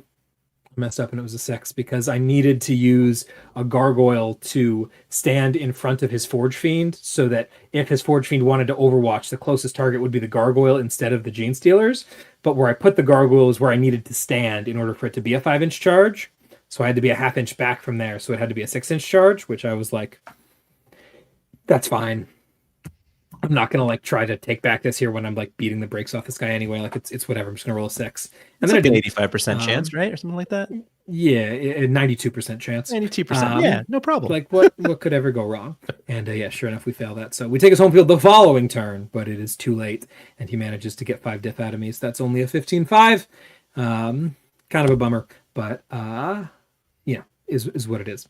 And then last but not least, the crazy game that lasted the whole entire round. Ian, what the fuck was this? Dude, it was so I'm playing against Warhorde. I have it matrix this green. I think that's a correct matrix. I go first. I take -1 to hit because if you're gonna go in, I don't want you to be able to hit me well at all because orcs already struggle to hit. And I don't really benefit from +1 AP because your armor saves suck. So anyways, I'll just -1 to hit. Things feel good. I go first. I draw area denial. Okay, melee drone, go to the center, kill some commandos. Yes, sir. He kills the commandos. And then put a drone on my expansion.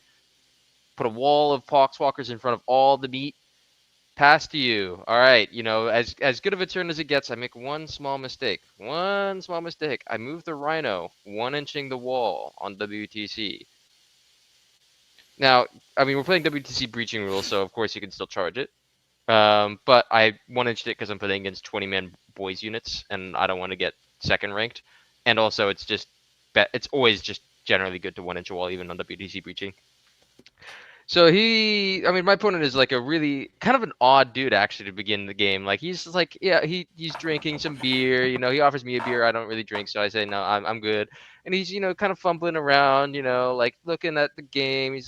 I'd make my turn. He's like, all right, I'm just gonna go check out how all the other games are gonna go. And he starts, walking around, bumbling over. It takes like 5 minutes looking at all the other games, and he comes back, and in a bit more serious of a tone, he's like, I'm gonna take like 6 minutes here and see if I'm gonna wall this turn. And I'm like baffled. Like you have it is bottom 1. It is bottom 1, and he's walking into like 2 drones and poxwalkers. Like that's it. Like literally the worst wall you could possibly ever wall into. So I'm sitting there like, please wall, sir, please wall. And he's literally just like looking at this. He's like, I'm gonna go around one more time. And he goes around. And he's like, okay, I think this is a really terrible wall, but we're going to lose this round if I don't break this game open. And I see an angle to break the game open, so I'm going to go for it. And he was. And Gaz, from the GW8, from the safe spot in tipping point, he rolls like a 5 on the advance. and he spends his strat for +2 advance and charge. Rolls a 5 on the advanced, gets a 14-inch charge. And all of a sudden, so Ryan comes by, and I'm like, Ryan, I'm gonna get a 16 this game. Like, he's walling into absolutely nothing. This is like the worst wall I've ever seen in my life. And then Gaz gets this ridiculous advance, ridiculous charge, and then Storm Boys also come in and they get a charge into the Rhino. And like between the Storm Boys and Gaz, they get a perfect, like literally pixel perfect. If it like a 1/10 of an inch difference, I would be able to disembark the Plague Marines, but I can't because he gets the perfect wrap on my Rhino. It's like crazy to me. So this projected 16, he makes his 14-inch charge. It goes straight down to like a 6, like within the span of a single turn. Like I don't It's think made of I've a ever- single dice roll. Oh my Yeah. gosh. that like very few games at 40k have has the game gone so wrong so fast. And it's funny enough that it's happened at Champions Cup and now at Challengers Cup. Like whenever like the game goes horribly wrong, it's always at the highest element for me. So that sucked, I'm not gonna lie. Yeah, so all of a sudden became like, okay, I need to scrap for whatever I can do. Like, I need to somehow survive as best I can. My Rhino is wrapped. But it wasn't actually technically wrapped. I could move it back. But I had learned in game 4 that you can voluntarily desperate disembark or desperate escape, even if you can walk back for free. Like, you can actually physically do it. You can voluntarily do it if you want to. So I'm like, well, I can shoot if I desperate disembark because I can disembark 6 inches. I just can't use the strat because I'm battle shocked and I can't move. That's fine. I don't care. So I'm gonna desperate disembark. I roll a 5, whatever, a 5 or a 6, and he's like, "Ah, man, that would have been a sick play." Yeah. I just want to be clear for someone clearly. You were trying to desperate escape to emergency disembark. Exactly. I want my Cool. Rhino to explode so that I will be able to shoot with the guys inside because I will get a 6-inch disembark and I can shoot at the 60 boys in my deployment zone right now. Like it is like shit show like right now. I mean, it is top 2, so I do get to bring the DST in. So I have the tools, but like I'm panicking. There's like 60 boys staring at my deployment like home field objective. This is scary. So I roll a 5. I'm like, and my opponent's like, man, that would have been a sick play, dude, but sucks. I'm like, I'm gonna CP reroll that. I'm gonna CP reroll that so that I can try and explode my own Rhino. I roll the 2.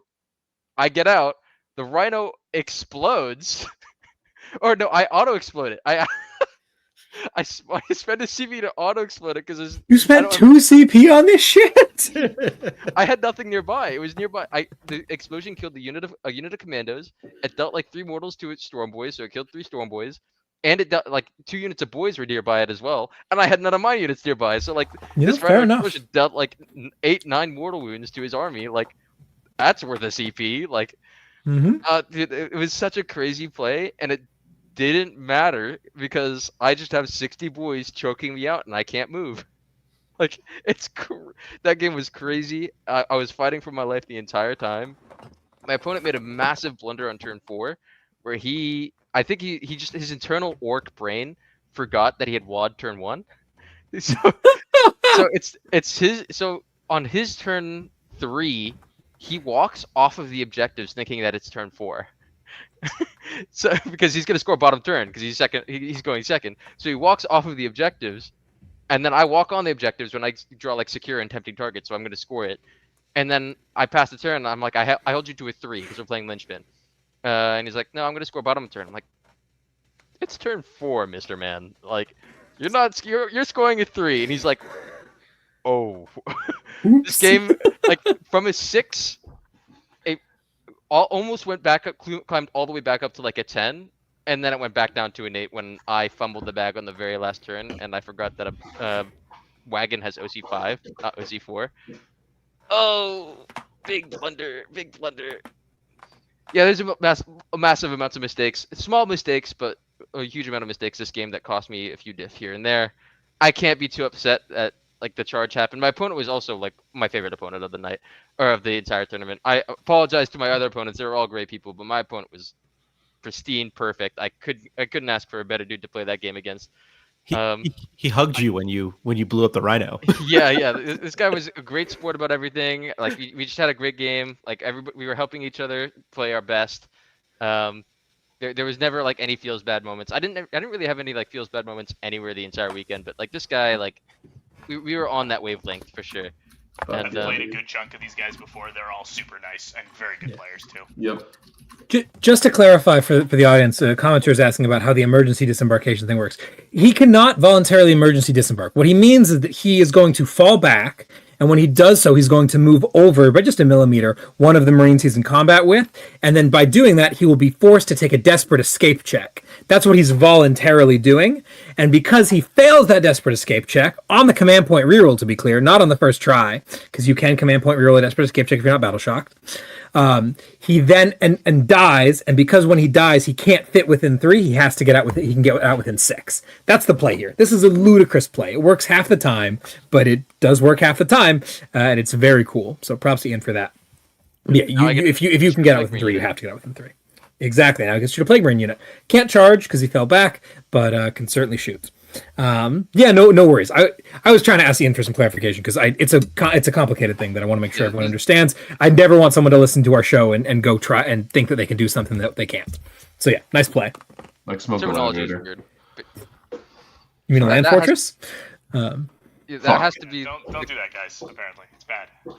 That has to be the sickest play I think I've pulled off at a tournament ever. Mhm. Like that, I'm really really proud of that play. I think my opponent didn't really see that coming at all.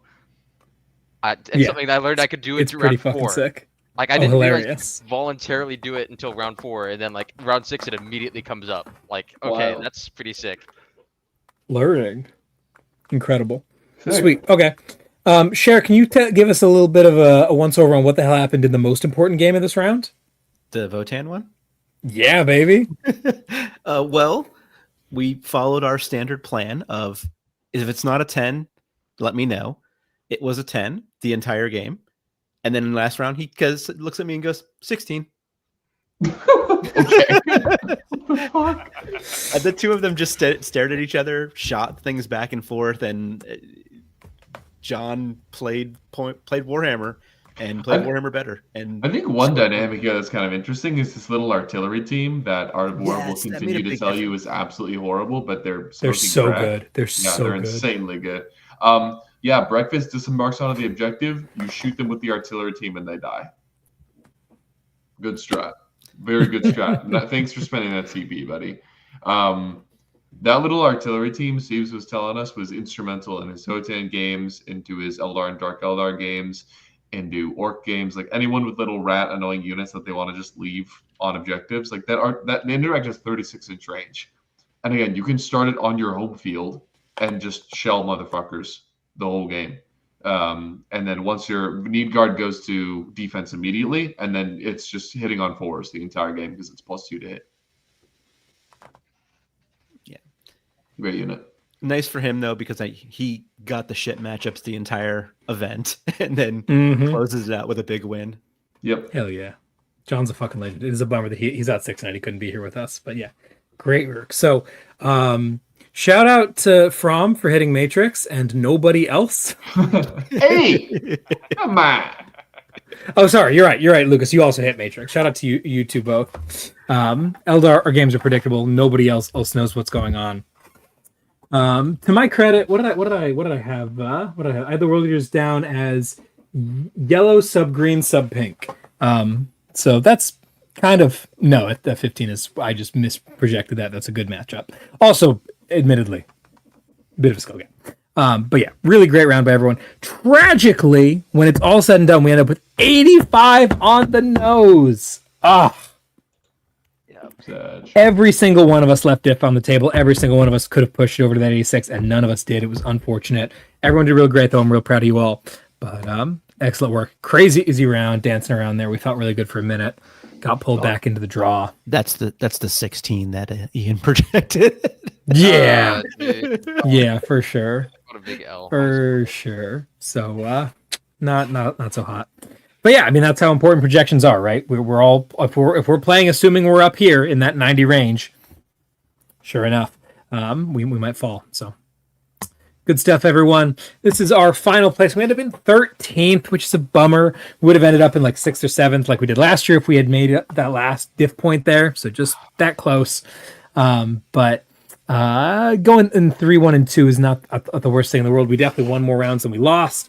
Only lost one round and to Papal Supremacy, who are a better team than us, kind of top to bottom. No complaints there. At a great run event, we had an absolute blast. Anyone got any more overall thoughts, reflections they want to share before we answer some listener questions here? How was the event for people? I could say that I think it was really fun. It was interesting coaching. It was an experience. I recommend people, if you're not sure if you'd be a good coach, to go try it out. And if your teams desperately need a coach in 8-mans, like the difference is so much. Just being able to organize the games instead of having your captain try to run around like a maniac and do it like Tyler did last year. I will say, I think our team from last year to this year overall scored better, which was cool. That's like great. Like every player played a little bit better this year than they did last year. We were missing some pushing elements because of various reasons. So, yep. I can entirely echo things. We had better support this year with the dedicated coach. We had, top to bottom, just like, our roster felt more confident and had more experience in teams. The shortcoming, in my view, is our comp. Our comp this year was kind of ass alert. And a large part of that, not to assign blame externally, but I'm going to do it anyway, was the stupid rules deadline going back. And we had everything on lock for the previous meta with the deadlines that were established. And then we completely threw that all out the window because people went, "Ooh, shiny new slate." And then everything went to hell. So yeah, I'm at this point I've gotten over it. I was really salty about that for a while, but yeah, our comp was rock solid, and with only 4 days to get ready, I mean, everyone was looking at those same 4 days, so I can't say that other people didn't have this experience as well. But it was a real bummer to be like, yeah, we're all feeling locked. Okay, now figure out something completely new in 4 days. Because after the event, it's very clear, like, yeah, we can shuffle some stuff around in our team. We can draw up a couple of these lists off the fringes that were kind of bad, like T-Suns and Tau. And those people can play Chaos Knights and Death Guard instead. And then maybe Ian and I can do a World Leaders Orcs pin. Like, a lot of the top teams had World Leaders and Orcs, and those are looking to be some of the stronger armies out there. And not only was our comp extremely weak into those armies, but also we didn't have them ourselves to go out and get big scores. Everyone was like, when we got big scores, it was because someone skill gapped someone or got very lucky or was experienced in the matchup, not because like our comp was good, right? Or our armies were particularly good. Tau in particular was like, yeah, let's play Tau because it will answer the previous meta. No, Tau is dog shit. I'm sorry. Disagree. I agree with everything you just said. Completely. I agree with like 99%. I think Tau is good, but everything else I agree. I don't know. I'm a little bummed this year. I'm quite bummed that we did worse than last year. I agree. Day 3, it was so wonderful to have that day 3 after that very crushing 49 points. That was very like deflating. But going into that day 3 and having 2 slobber knocker rounds, against really good teams that at this point that Riverside Flipper Swarms team got a bit of a rivalry with them, which is pretty fun. And to have 2 rounds that are within striking distance of a win but didn't quite get there, that feels good. So like spirits lifting toward the end of the event, but I'm still bummed that we didn't do better. Round 3 was definitely, or day 3 was the most fun for me personally. I would Day say. 3 was a fucking banger. That shit was great. Fun. Comp-wise, I really feel for Pina in particular. Like, I had the floor taken out from under me, but I wasn't. It's not like I've been playing only host for the last 6 months. Like, I had played enough of it that I was going to be able to do well. But like, I can also bounce pretty effectively. I have a lot of things I like to play. Alex was dialed on T-Suns, man. He had been thunder smashing people. He was on my fives at the excuse me, on my fives team at the fives event the weekend before. Just table, was absolutely hunting. He's been working on his ability to hunt as a player, and he was really coming into his own. And to basically have the floor taken out from under him with no real recourse was a massive bummer. Yeah, off of something like completely external that he had no control over. Yeah, and also like over something that he shouldn't have had. Like the point of the list lock is, okay, we're done with the list lock. Great. I get to practice my thing now. I don't need to hedge my bets anymore. And to then like, and to like two weeks after that point, a slate comes out and everyone goes, "Ooh, we want slate," and then all of your work gets thrown in the garbage can. Super fucking cringe. Unfortunate. Anyway, no, I liked this one. There we go. Cool. Well, that's the event. We got a couple listener questions to answer real quick. If you want to get your questions answered, there's a couple ways you can do that. Number one, be a patron. In the Discord, there's a channel called Take All Questions. In that channel, there are threads for each Take All Comers episode. Throw your question there, it'll get answered live on air. Number two, throw a super chat in the YouTube oop here. Doesn't matter how much, we will answer any super chat that comes in. Or number three, ask a question in the YouTube chat that we are particularly interested in. We're almost 3 hours deep here, so that's probably not going to happen today. All right, question number one comes in from Beginner Sam, who has thoughts on the Australian Gaunt Carpet. Lathuris brought an awesome Gaunt Carpet list. I like it a lot. It's very good. So good. It requires there's some very specific know-how and player skill to make happen, but I'm gonna play it a little bit. I'm not gonna lie, it's a lot of fun. Very cool list, very effective. If you have any interest in that play style, it's always good. It's just always good. I don't think any of us wanted that smoke. No, absolutely not. Any of us would have gotten run over. It would have been terrible. Real bad. But that's that. Next question comes in from Nathan B. Asks, how did the GWWC split of GWWC influence yours and friends' team compositions? Were lists brought with the intention of getting certain table formats? Talked about this earlier. Absolutely. The terrain was very gunline favored, so we brought gun lines. Turns out a lot of the horde melee stuff don't actually care that much about it, so it's not actually that good of a call with the way that things shook up. Good learning, but that was definitely something that we thought about very intentionally. Lucas, do you have something to add? Yeah, yes, definitely. It also bears mentioning that as much as a lot of the horde melee armies don't mind attacking on the lighter tables just to like get a decent result, as evidenced by the number of minuses that are in our matrix, attacking those armies on their board choice, this is something we don't see often from defenders, right? Traditionally, defender is the me slam gun army on light table. That's relatively easy to blunt. We've kind of got that figured out. But slamming a melee army, and especially like a very greedy melee army, I know Nathan's from Australia, where they absolutely love the Bully Boys as the first defender on the densest table out there. Yeah, Bully Boys sucks on GW tables because you have to advance and charge Mega Knobs 35 inches through the open because GW tables are very well designed.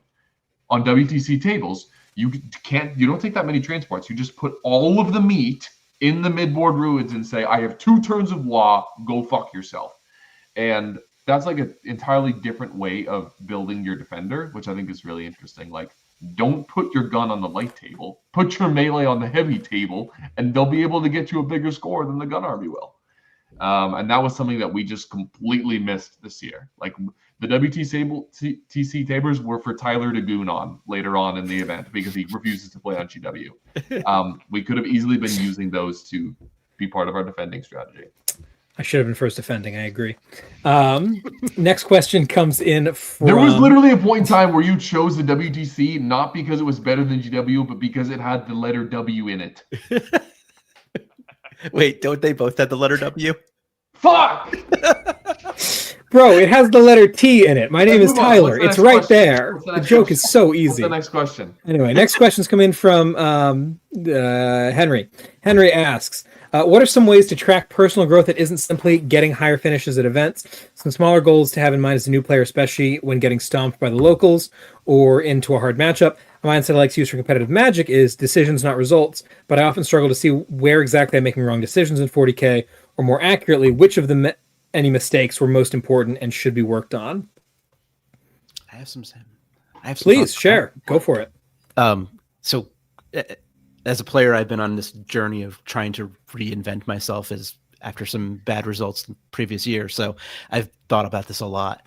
And some of the things that you should consider is, first of all, if you learn teams, if you're interested in teams, learn how to matrix and start matrixing some of your games and figuring out what your projection is versus what you actually finished. Also, I think a lot of people give the advice of like, ask your opponent what you did wrong. That is not a good advice, honestly. Your opponent very rarely knows how your army is supposed to play. They know how to beat your army. They don't don't really think about what the advice is. I think you should pick 2 or 3 key moments from a game and write those moments down and figure out how they went wrong. If you have a phone, take your phone, take pictures of what you think is a key moment and look at it and figure out what you could do differently in those things. And then use Tabletop Simulator, reset stuff up, try it different ways. Don't focus on the whole game. Pick a few key moments and do that. I also have a point that kind of can touch on the Magic aspect, where like, generally speaking, a lot of these competitive games that we all play, that we all love to play, they're just branches of decisions, right? And Magic, it's not an easy game by any means, but you're just making a decision. It's a lot of ifs, thens. And in Magic, it's easy because you have cards, you have a very limited set of decisions. In 40k, it's a bit more complicated. But it's just a series of if-thens, right? If you do this, then my opponent will do this. If they do this, then I will do this. And when you're in the game, if you can just always be asking yourself, if I do this, what will my opponent do in response to this? Eventually, you're going to hone that skill in, and that's exactly, in my opinion, what makes like the good players really stand out to be great, is denying their opponent any counterplay. Once your opponent has like no counterplay, you're going to start winning your games. You're going to start winning RTTs. You're going to start winning GTs. Good stuff. Alrighty. Next question comes in from. Oh, whoops! I lost my track here. Next question comes in from Tim the Weird Boy, who asks, Tyler Bortel, when did you shave your head? What? Oh, he's got a picture here of my coaching client and good personal friend Dan Gash over in Australia, rocking one of my jerseys that he swapped with me at WTC, who is shorn in the head. That is not me. Very funny. And then last question comes in from the Bofadiza, the Bodazifa. Anyway, a person who is a patron. Thank you for being a patron. Love of that. Who asked, what is the scariest team comp at the event for you guys? I mean, it's the Aussies, right? Like that composition is fucking terrifying. They won the event for a reason. They brought the best comp, and they executed it the best, right? Like no one wants to play no one wants to play into Eric. No one wants to play into those bully boys. No one wants to play into those world leaders. Like, it's a disaster. Really great comp that was executed really well. Some of the big takeaways that I think we can kind of build off that, though, if you want to design your own comp, play weird shit. Oh my gosh. Teams is the exact opposite of singles. In singles, we always say, shut up and play the net list, right? Like, you're not that guy. Stop trying to be that guy. Find the best players who play your faction, find out what their armies are, play their armies. Unless there's some like really wackadoodle stuff they're playing. But like in general, if you want to play the best world leaders, if you want to play world leaders, play what Jack is playing, play what Anthony is playing. Cool. If you want to play Space Marines, play what Anthony is playing, play what Lennon is playing. If you want to, etc., right? If you get to teams, all holds barred, dude. Anything can happen. Play the weird thing. Play your cool, weird pet at project passion project that no one else knows what it does, and play it really, really well. It's really hard to matrix against that, and if you know your matchups better than everyone else, you will win. I don't know how good Recon Guard is. I have no idea. I think it's probably solid. I think that Nemo has 8,000 reps on that army, and nobody else has ever played against it. Yeah. The most terrifying part of that game for me was not the fact that, the Recon Guard versus CK matchup was really good for him. It was that he's probably played it 20 times and I played it 0 times. Dude, we were all debating how his army rule worked, or his detachment rule worked. Yeah, we had to figure out how the rules worked at a fundamental level. Like, how the fuck are we supposed to beat this guy? He's played his army 300 times. I lost a game to a dude playing Anvil Siege Host. In part because the math into that army is way different than I thought it was. That transhuman is a very big deal. He knows that, and he knows that lets him apply pressure that people don't expect. Yeah. Like I can weep all day about him rolling much 4 pinfall. It's Warhammer. Get over it. I misunderstood that matchup. Right. If you have an information advantage over your opponent, you will win. This happens over and over and over again. Yep. Go find that if you want to play teams. If you have 8 guys who all of them play weird wackadoodle shit, a couple of those are going to get into matchups that they're not supposed to be able to, and they're going to run right through them. Yeah. Highly recommend. Yeah, last year when I was playing Death Guard last year, we were initially talking about doing a 5 mortar list with the old soul grinders, and I was like, I played a whole bunch of singles events. And I'm like, this is a terrible list. Just doesn't do really anything. Instead, I played like bog standard Death Guard and got jailed for 6 games in a row. And if I had played that mortar list, I was like, no one knows what to do with that. Yeah, would have been something unique. Yeah. Find your weird detachment that you love to play. Figure it out. Play something like that. That's my recommendation for mid-table warriors in teams. I think there's a lot of potential there.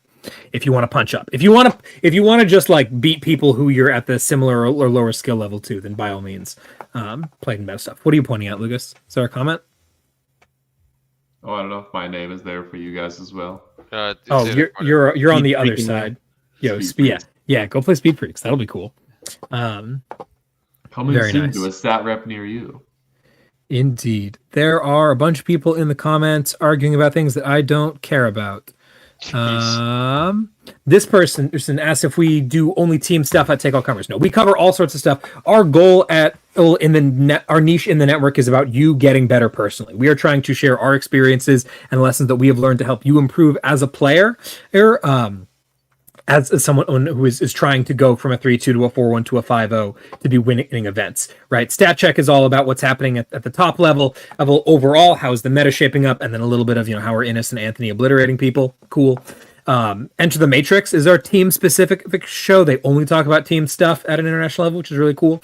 But we're here to focus on self-improvement as a player, and trying to take ourselves all the way. So that's kind of what's going on over here. We do singles and we do teams.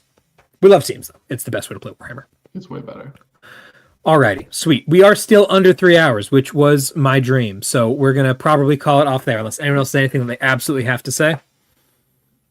Yorks are the best. Wonderful. With that all being said and done, thank you so much for joining us. It's been wonderful to have you here. I've been Tyler. Ian. Ryan. Lucas. And? I'm Nick. You sure are, baby. Don't let anyone forget it. I'm muting you. And we'll Okay. we will where's my outro song? It's right here. And we will see you all next time for the very next episode of Take All Comers. I don't know what we're going to talk about. Probably something fun, something chill, not so serious. We've been doing too much hardcore stuff. Either a GC coming or something. I don't know. Look forward to seeing you all. Keep playing Warhammer, and we'll catch you next time.